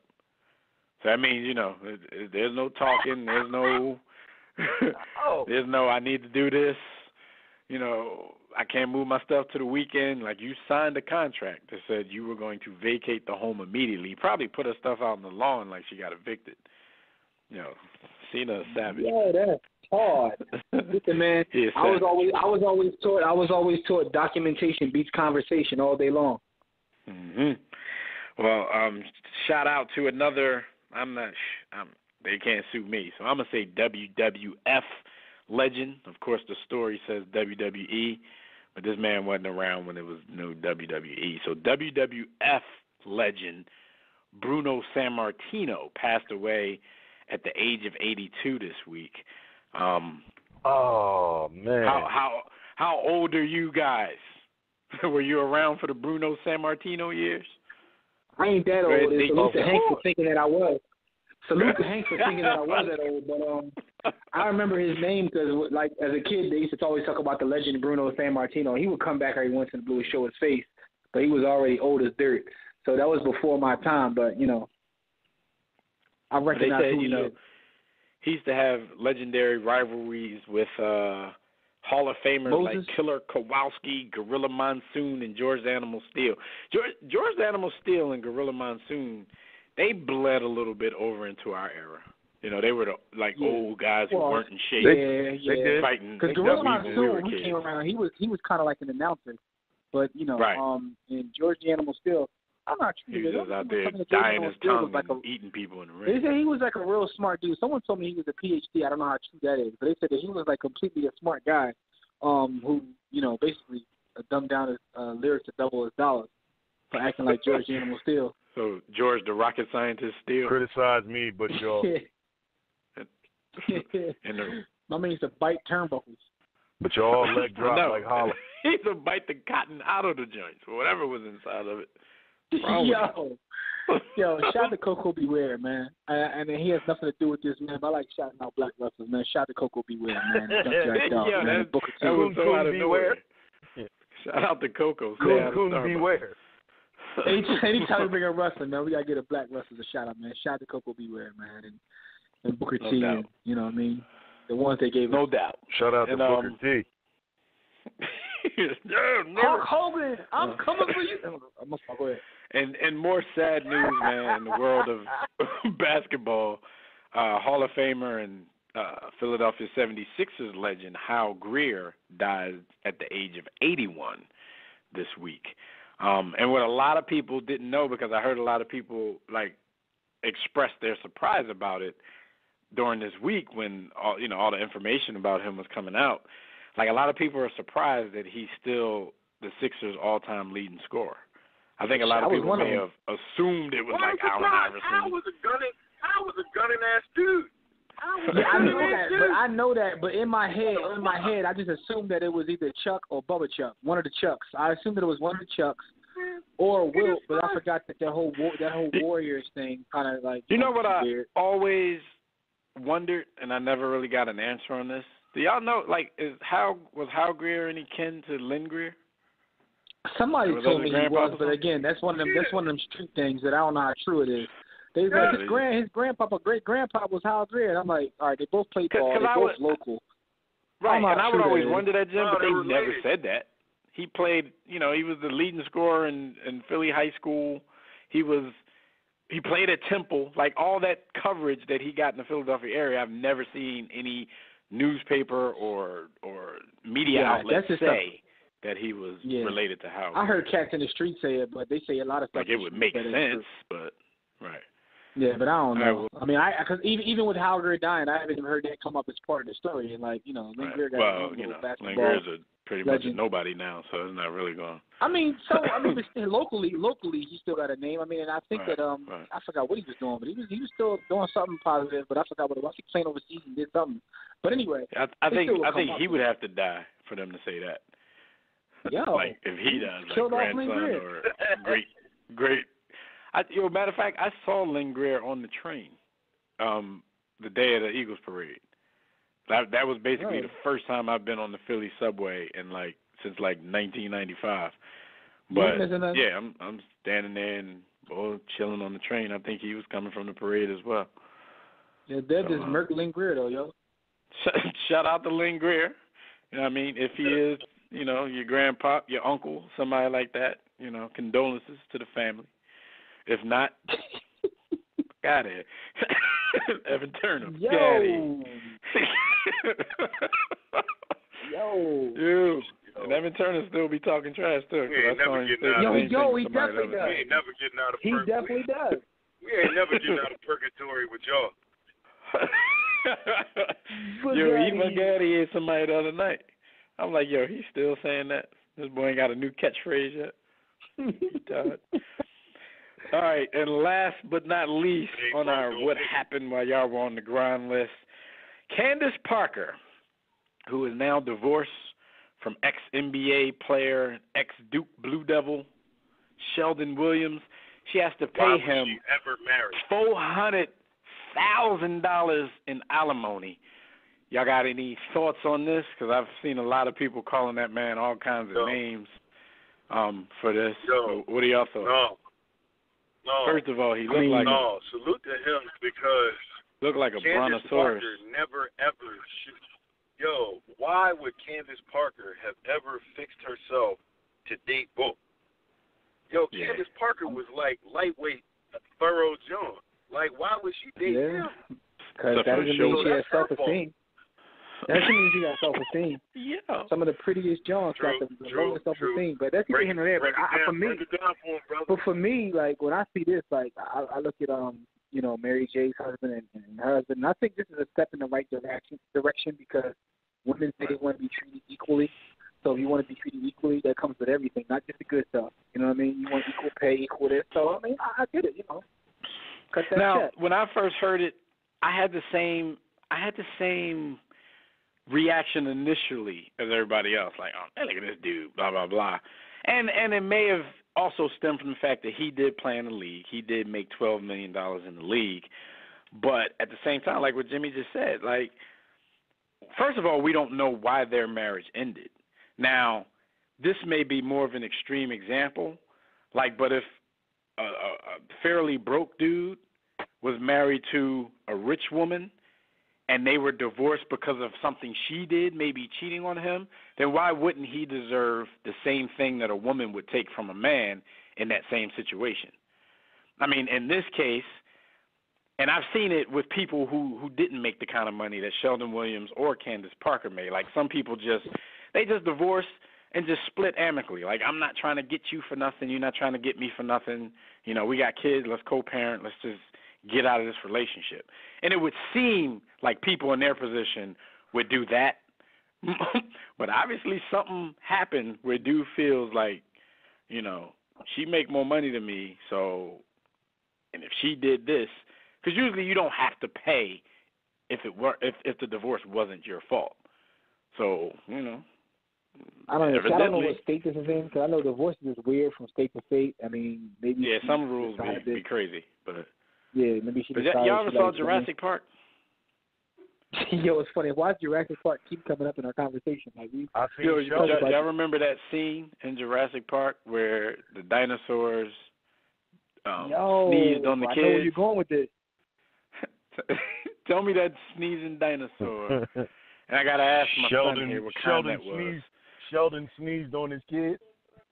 Okay. And my boy just told me it was a Brachiosaurus because he's a dinosaur expert. So Sheldon Williams basically, Candace Parker married a Brachiosaurus. And, he got the height and the long neck to prove it.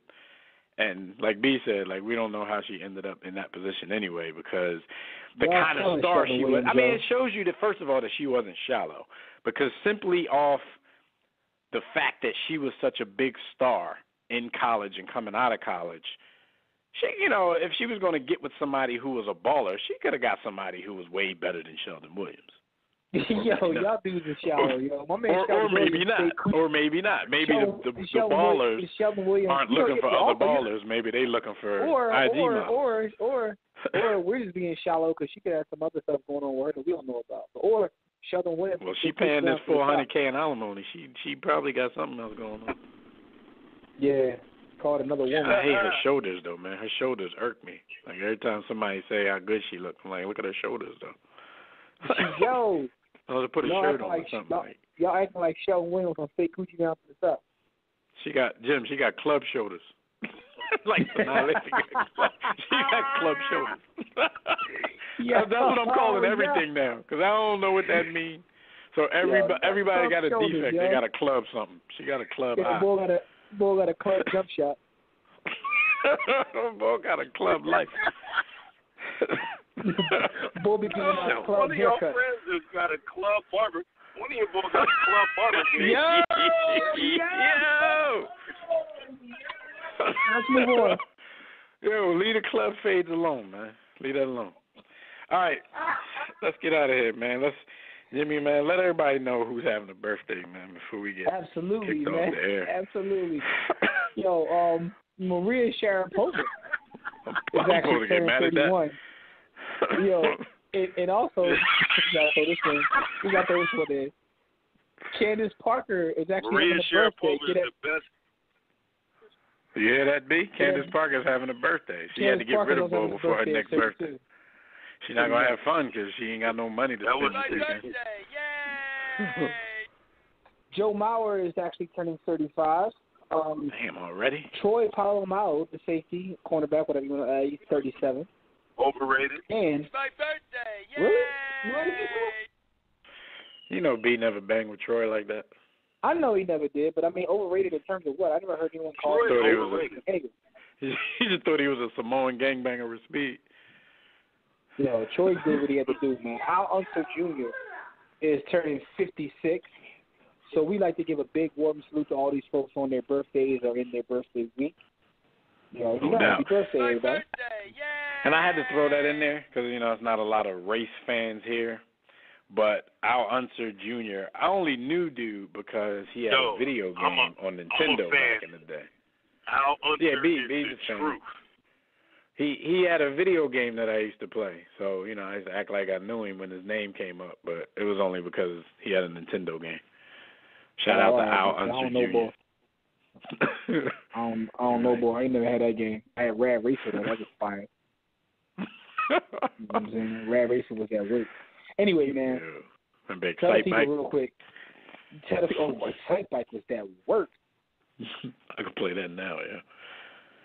All right, so, real quick, like I told you guys earlier, you can check out our website, warroomsports.com. If you want to call in and speak with us about any NBA playoff topics, dial the Digital Extreme Tech hotline at numbers 323-410-0012.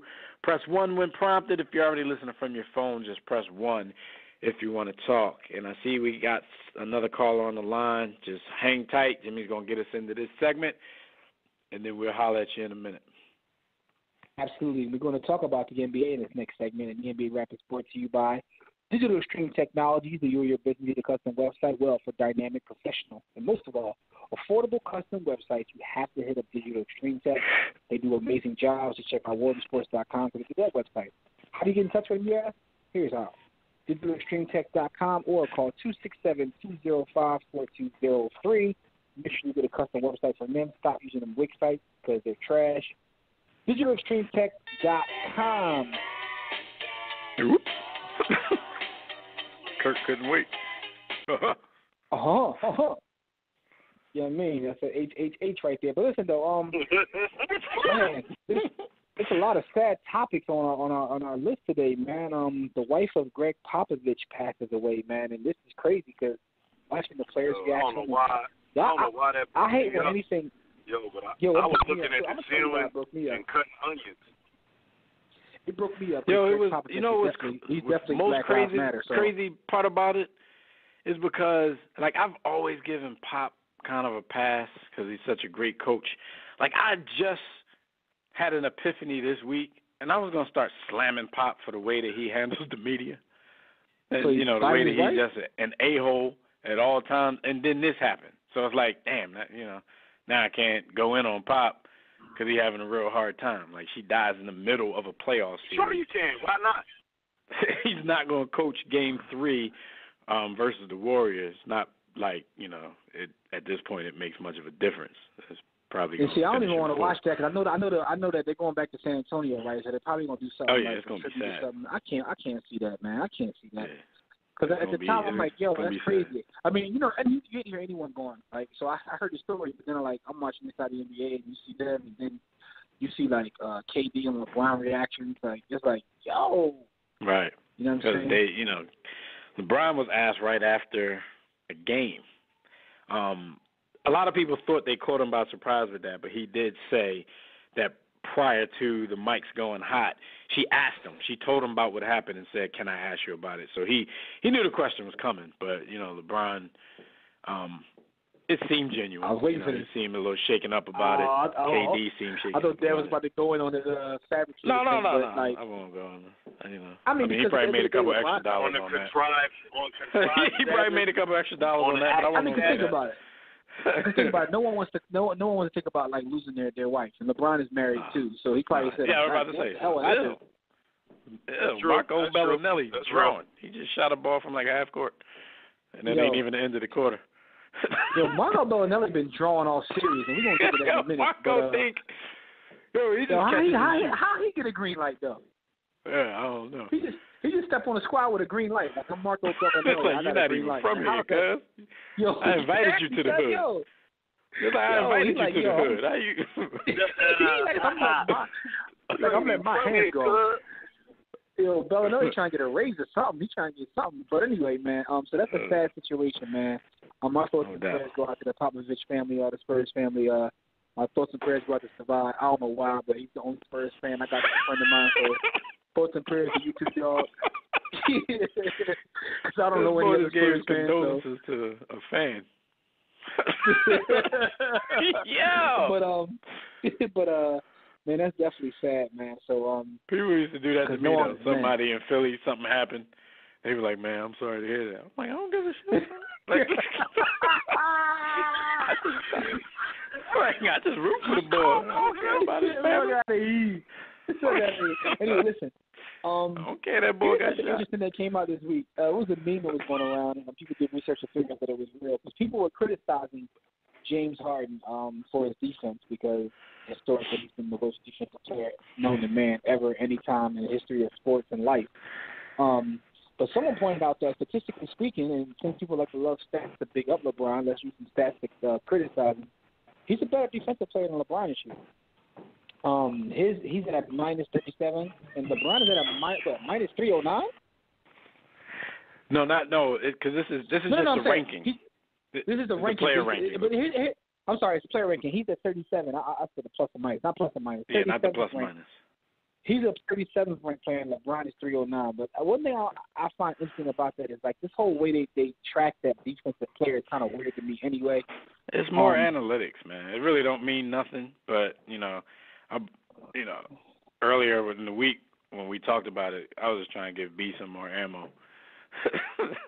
I was just trying to throw him an alley-oop. Like, LeBron is the 309th ranked defensive player in the league.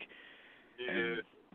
I really can only take that oop when we're dealing with Bron-sexuals and guys that are on Bron's jock, because as much as I like the Beard's they listening. Offensive, yeah, they are. As much as I love the Beard's offensive game, he is really literally disrespectful to the game of basketball with the way he plays defense. I can't ride with that, man. Sixers got them AR-15s out again. Yeah, they spraying. That's because you don't get big contracts for playing defense. I mean, you get a nice contract. Shot it down. Wow, you put up 40 Can again. y'all take a guess? Y'all might have saw me talk about it earlier in the week, but if you didn't, can y'all take a guess who's number one as far as defensive rankings? They better get this boy contract next year. You actually gave the boy a shout out, and I forgot who it was. Was it the boy from OKC? Nah, he's from the Lakers, man. It's your man. Oh, the 32-year-old rookie. My man Ingram. Andre Ingram. That's who it was. It's Andre coming Ingram, off the bench. He's one of the league leaders in scoring. He's the number one defensive player in the league. Probably didn't do nothing defensively that night, but analytics are funny that way. They can make you look like he did something crazy. At worst case, he gets a 30 for 30. If not, he gets like a 20 for 20 Kobe short film. So he gonna get a 2-year extension in the G League. 2-year extension in the G League. He gonna get a max G League contract. It's for the love of the game, man. My man loves the game of basketball, man. But shout out to Rudy Gobert, number 2. So basically, he's the legitimate number 1, and somebody who I slam constantly, Robert Covington, was ranked 3rd in the league as far as defensive ranking. What's interesting about Gobert is trash. What's interesting about Gobert is you watch him play. Like, Rudy Gobert is weird. He seems like the only dude in the league that enjoys defense. Like, he looks like he's having fun on defense, and who does that? I personally hate the defense when you play. Somebody who ain't somebody who ain't got much offensive game. Cause I ain't gonna fight. I was a terrible defender because I ain't feel like it. I want to shoot. Like, I'm trying to get back down the court and let my hands go. You know what I mean? I'm gonna hack you or trip you or something. Just try to stay between the ball and the basket. But my man looked like he enjoyed like playing defense. And I guess you're right, Dad. When you really got a trash offensive game, you got to figure it out. He's from the Ben Wallace school of basketball. Look at Ben Wallace. There's nothing better for him than blocking a shot. He on the Ben Wallace. They're weirdo. Ben Wallace was mad overrated too, as far as his deep. Yeah, but like in the post, since he was smaller than most of the people he was guarding, like he was strong as hell. But I saw cats like Derek Coleman put him in the post popcorn machine and just abuse him all night. Of course, I give him credit. I give him credit for like getting in where he fits in though, because my man realized like at this level I can't do that what the WWE do. So I'm gonna figure out what I can do to build out a nice little career. And I've heard people actually mention him in the Hall of Fame. I'm about to say they might put him in the Hall, so he did it. Yeah, so he got in where he fit in, and the ball. He's like, I play D and I got an afro, so people know me. Put who in the Hall? I play defense. I got an afro, and I low key started a rumble that I low key started a rumble that I never get blamed for. But anyway, never. If he would have chilled, the Malice and the Palace would have never happened. But Ron Artest is the bad guy. Steven Jackson is the thug. He definitely was. He just ran up in the crowd swinging like he didn't care. Yo, and after he's like, what y'all want? What y'all want? He was waiting for that opportunity. Yeah, but your man Ben, if he would have just chilled, it would have never happened. Yeah, it would have never happened. Yo, I'm gonna tell y'all this. I'm gonna tell y'all this right now. If they let Ben Wallace in the Hall of Fame, I'm gonna do something drastic. Now they letting a lot of cats in that shouldn't get in. They can't let that dude in. But you gotta remember though, he has a case. He was like multiple time defensive player of the year. Like he has a case. Yeah. Like some people get in. Like remember when we used to joke about Andre Iguodala and Dumars? Like since he's been on the Warriors, his average has gone down. So Dumars is still averaging like 4 points more than him. Mm-hmm. But realize like now, if you look back, like that comparison. The comparison that we were only doing because of stats back then is like dead on. They have almost the same resume. They were dudes who, when they were starters were good for like 16 points a game. They both were known as very good defenders. They both won finals MVP. They both have 2 championships. They have identical resumes. Andre Iguodala is going to the Hall of Fame. If he doesn't, then something's wrong. Yeah. He has the same resume as the Bull. Let's not forget, when Iggy was in Philly and he might have 3 chips after this year. When the team stunk and Iggy was in Philly, Iggy was putting up 20 a game, though. He was 19. And I used to defend him. I made the All-Star team. Good.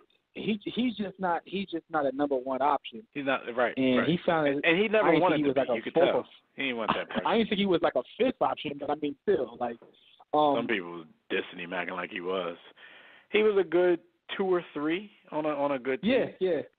You know what I mean? He just happened to be on the Warriors where Ben they Wallace had so much has talent. an argument. He'll be honest and said, I'm going to do something drastic. Like, guess you mean drastic? Like, start watching basketball again? B, if Dennis Rodman makes it, who I think is fully deserving of making it, Ben Wallace. Didn't he already make it? Yeah, Dennis Rodman made it. Yeah, that's what I said. I think he's fully deserving of it. Asking, then Ben got a case. I'm asking. Dennis Rodman, I remember, because Dennis Rodman was up there crying like a baby. Now, don't get me wrong, B. I'm not saying Ben Wallace ain't a bum, but I think he has a case because of what he did on the other side of the ball. Yo, Dennis Rodman is better Numbers-wise. at what he did than Ben Wallace was. Yo. But Phil he also Bradley plays in a averaged like different 9 era. points a game. So Ben Wallace may have looked just as good in the next era as Rodman did in his era. Yo, all I'm going to say is Phil Bradley averaged like 9 points, something stupid like that, but he became a senator, so he made the league look good. Oh, yeah, they had to put him I said Bill Bradley, whatever his name is, Bill Bradley. Bill, they had to put him in. Let me he probably didn't get in until he was a senator. They was like, you rep the league. That's part of his career. Like, we all not dumb jobs, huh? Right.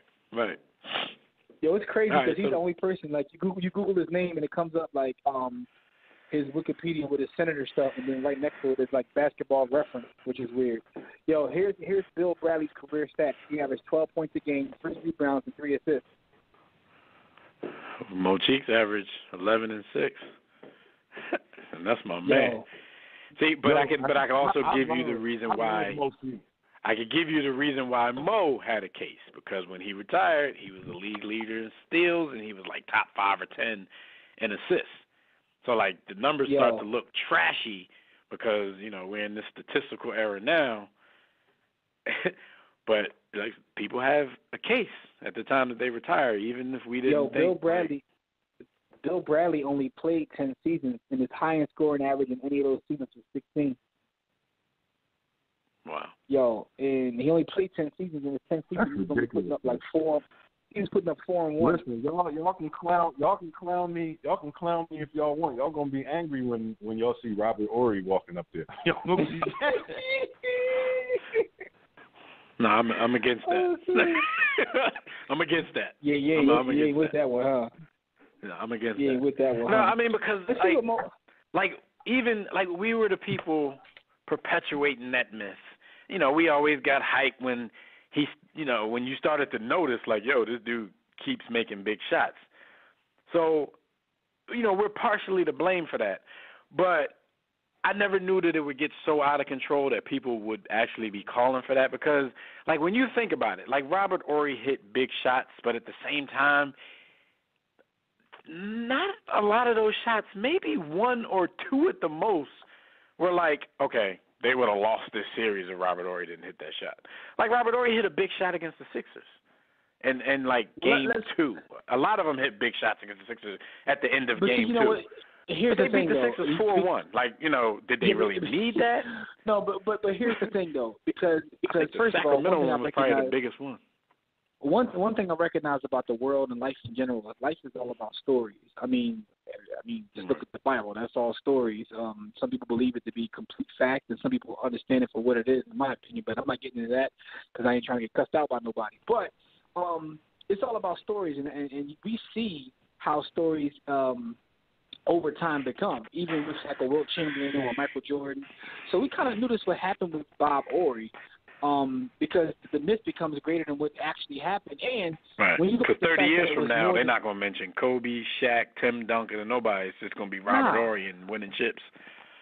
Pretty much, and it's sad because, like, I see it already where people like Tim Duncan is like, and I hate to say this, it's like he's already forgotten in a lot of circles when you talk NBA. People forget that he played, and it's not his fault. I mean, it's how he played, but.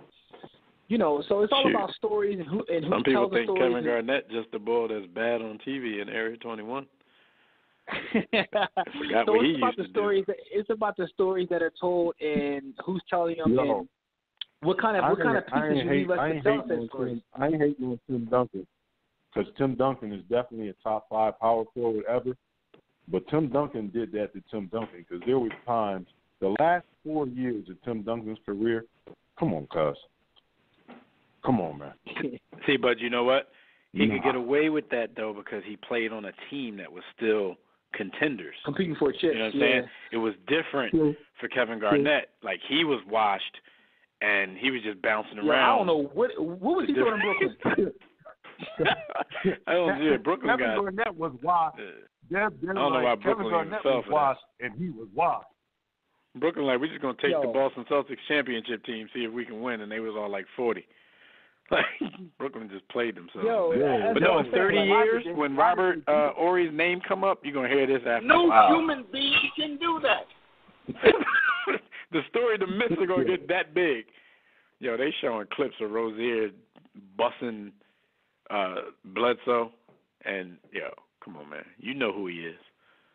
Yeah. His jacket is trash, but you know who in 30 years, when they talking about what KD did in the NBA, are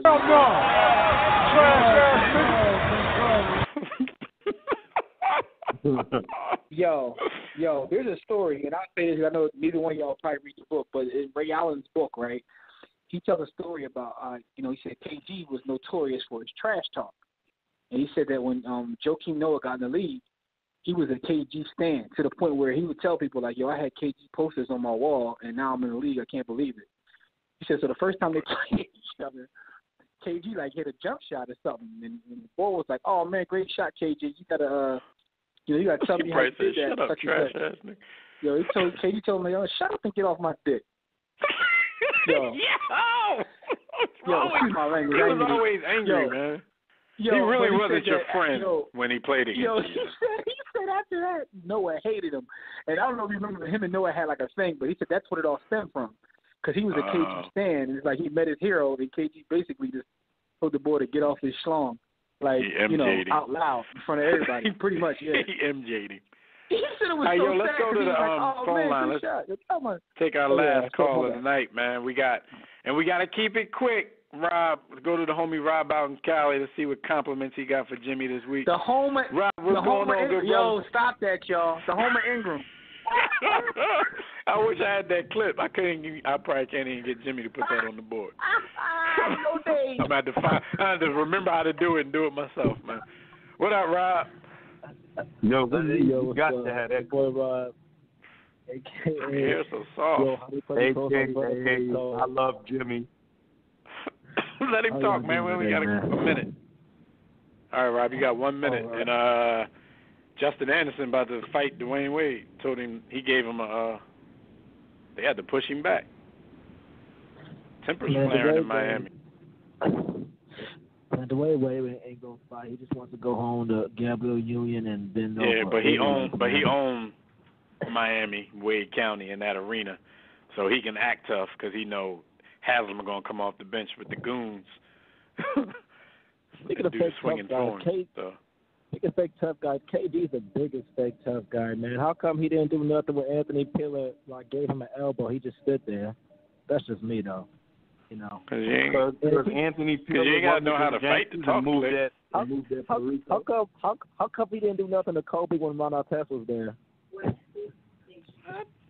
Because people know who to mess with, dog. I mean, that's common sense. Like, bullies know who to bully.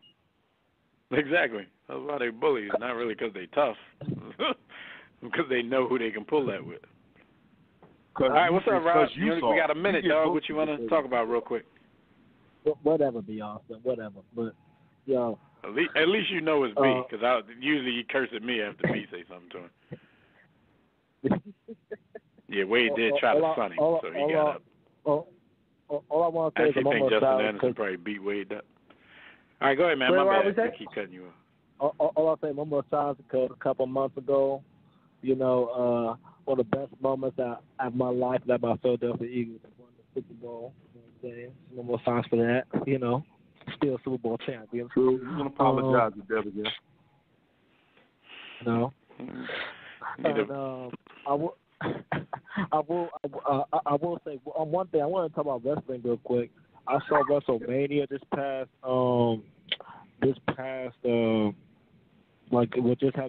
a couple weeks ago, and you know what? It was some good matches. And I have to say the one thing I'm impressed with is the female division, and I just want to. Is anybody gonna check out wrestling? check out WrestleMania. Keep your eye on the Akusa and Ric Flair's daughters. I can't remember her name, but his I'm cool. daughters match. Yo, I'm cool. I'm cool, but I am watching Glow. I'm finally watching Glow on Netflix though. That's John funny. Because here's my thing, Rob. Like I know that if I'm watching ladies wrestling, I'm not thinking about them wrestling. I'm looking at how great athletes they are. So it's like I'm objectifying them, and I'm trying to do that, man. I'm trying to get my life together, man. You want me to objectify these women, man? Stop it. I mean, they did it to themselves in the 80s, man. They had a league called the Gorgeous Ladies of Wrestling, so you knew what they was really about. Yeah. We wasn't praising them for their figure four leg locks. I mean, because this has been an influx of wrestlers now, and in this one match I was watching with Cool and Flair, they were doing stuff like top rope moves. Like I was like, whoa, and they were doing submission holds. I don't know. Like I know they have Ronda Rousey there, but I don't know. She needs a couple more matches and hopefully more training until she gets to the upper echelons. Because them girls out there can they dunk though? Can they dunk though? Anyway, Rob. All right, Rob, man. Well, thanks for your call, good brother. Because we got a couple of left. Can Shaquille O'Neal do a drop kick? Can Shaquille O'Neal do a drop kick? Because the Big Show, I think, can do a drop kick. I don't know. How am I supposed to know that? What are you talking about? Tell you, with the only young ladies I watch on TV, they on Pornhub. So anyway, all right, Rob, we got out of here, good brother. All right, we holler at you, good bro. Man. All right, peace. Peace up. All right, Rob. Get on up. So all I'm gonna say is, man, what's the most amazing thing you've seen in all these series that are going on now? Because obviously, the Rockets lead. The Rockets were 2-0. Thunder are tied with the Jazz 1-1. The Blazers trail the Pelicans 0-2. The Warriors are up 2-0. On the Spurs, Raptors lead Wizards 2-0. Cavaliers are tied with the Pacers. The Sixers are tied with the Heat. We're playing now. And the Celtics beat the Bucks 2-0. Anything surprising to you? We already talked a little bit about the Pelicans. To me, that's the biggest surprise. I didn't think they would go out there and just, smack them the way they smacking them. Like you said earlier, for me, no guts, no glory, because kind of thought that the Pelicans could, but I was afraid to pick them because they're the Pelicans. No, for me, just what I said earlier, man, the youth movement, man. Jaylen Brown, Tatum, Donovan Mitchell, Ben Simmons. Like, these dudes are killing in the playoffs. Like, I know. They always talk, everybody, all the pundits always tout experience. Like, yeah, it's a whole different ballgame in the playoffs. Experience matters. And some of these young guys are leading the charge out here, and it's kind of and Donovan Mitchell did it on the road. Donovan Mitchell got on the road and was like, I'm letting my hands go. Right. The rest of them were like shout home. out to Dwayne Wade for his performance in Game 2. Yeah. He bought the flash out. Whiteside. Yeah, he thought Yo, Whiteside. Yo, no comment, man. But anyway, man, D-Wade definitely looked like Flash for a minute in that last game. I don't know how he could do that. I don't think he can do it all series, but I don't know how he's playing tonight. I haven't watched him together yet. I'm getting ready to watch the game once we get off here, man. But let's watch this game, man. Let's get the hell out of here. You know what I'm saying? This was a good show. I just got to do this. My man Naj out there, man. Dom DeMarco. Because I definitely have it on our board now. Salute to Don DeMarco. And we are so just to let y'all know, it's definitely on the board, so you will be hearing that. But it's time for us to get out of here. Thank you, brothers and sisters, for joining us for another briefing in the world. Shout out to everybody in the chat room, Facebook, Twitter, the Game Time app. Speak to everybody in there. Everybody who called and got through, we appreciate those who can get through. We apologize. Listen, man, special thanks to Fred Perdue for coming through. Tune in next week live right here on demand and get your everything happening around the world of sports. More NBA playoffs, NFL draft coverage. We're going to have Fred on for that. And, just everything going on in the world of sports. Everything that we do, find at theworldofsports.com. You can find our social media links. Also, my book, Sports the Book. You can find it at sportsthebook.com or back at the hub of worldofsports.com. Blogs, webcasts, podcasts, everything there. So until next time, everybody, don't accept mediocrity. Steadfast the war against ignorance. And we'll see you jump on top.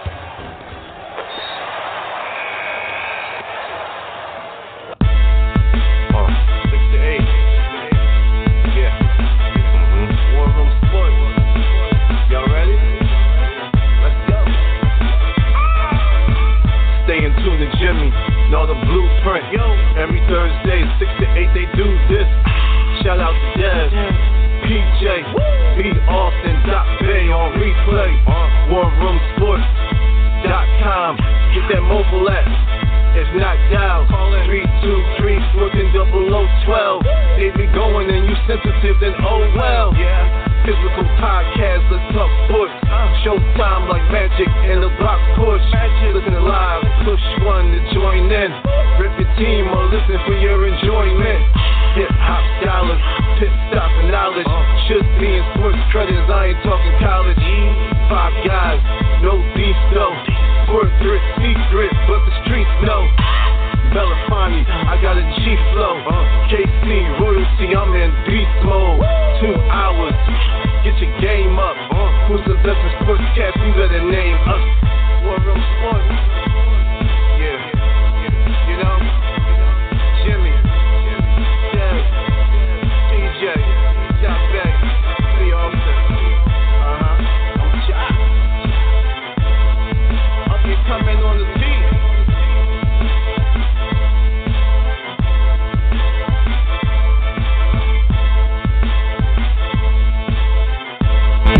War Room Sports, www.warroomsports.com.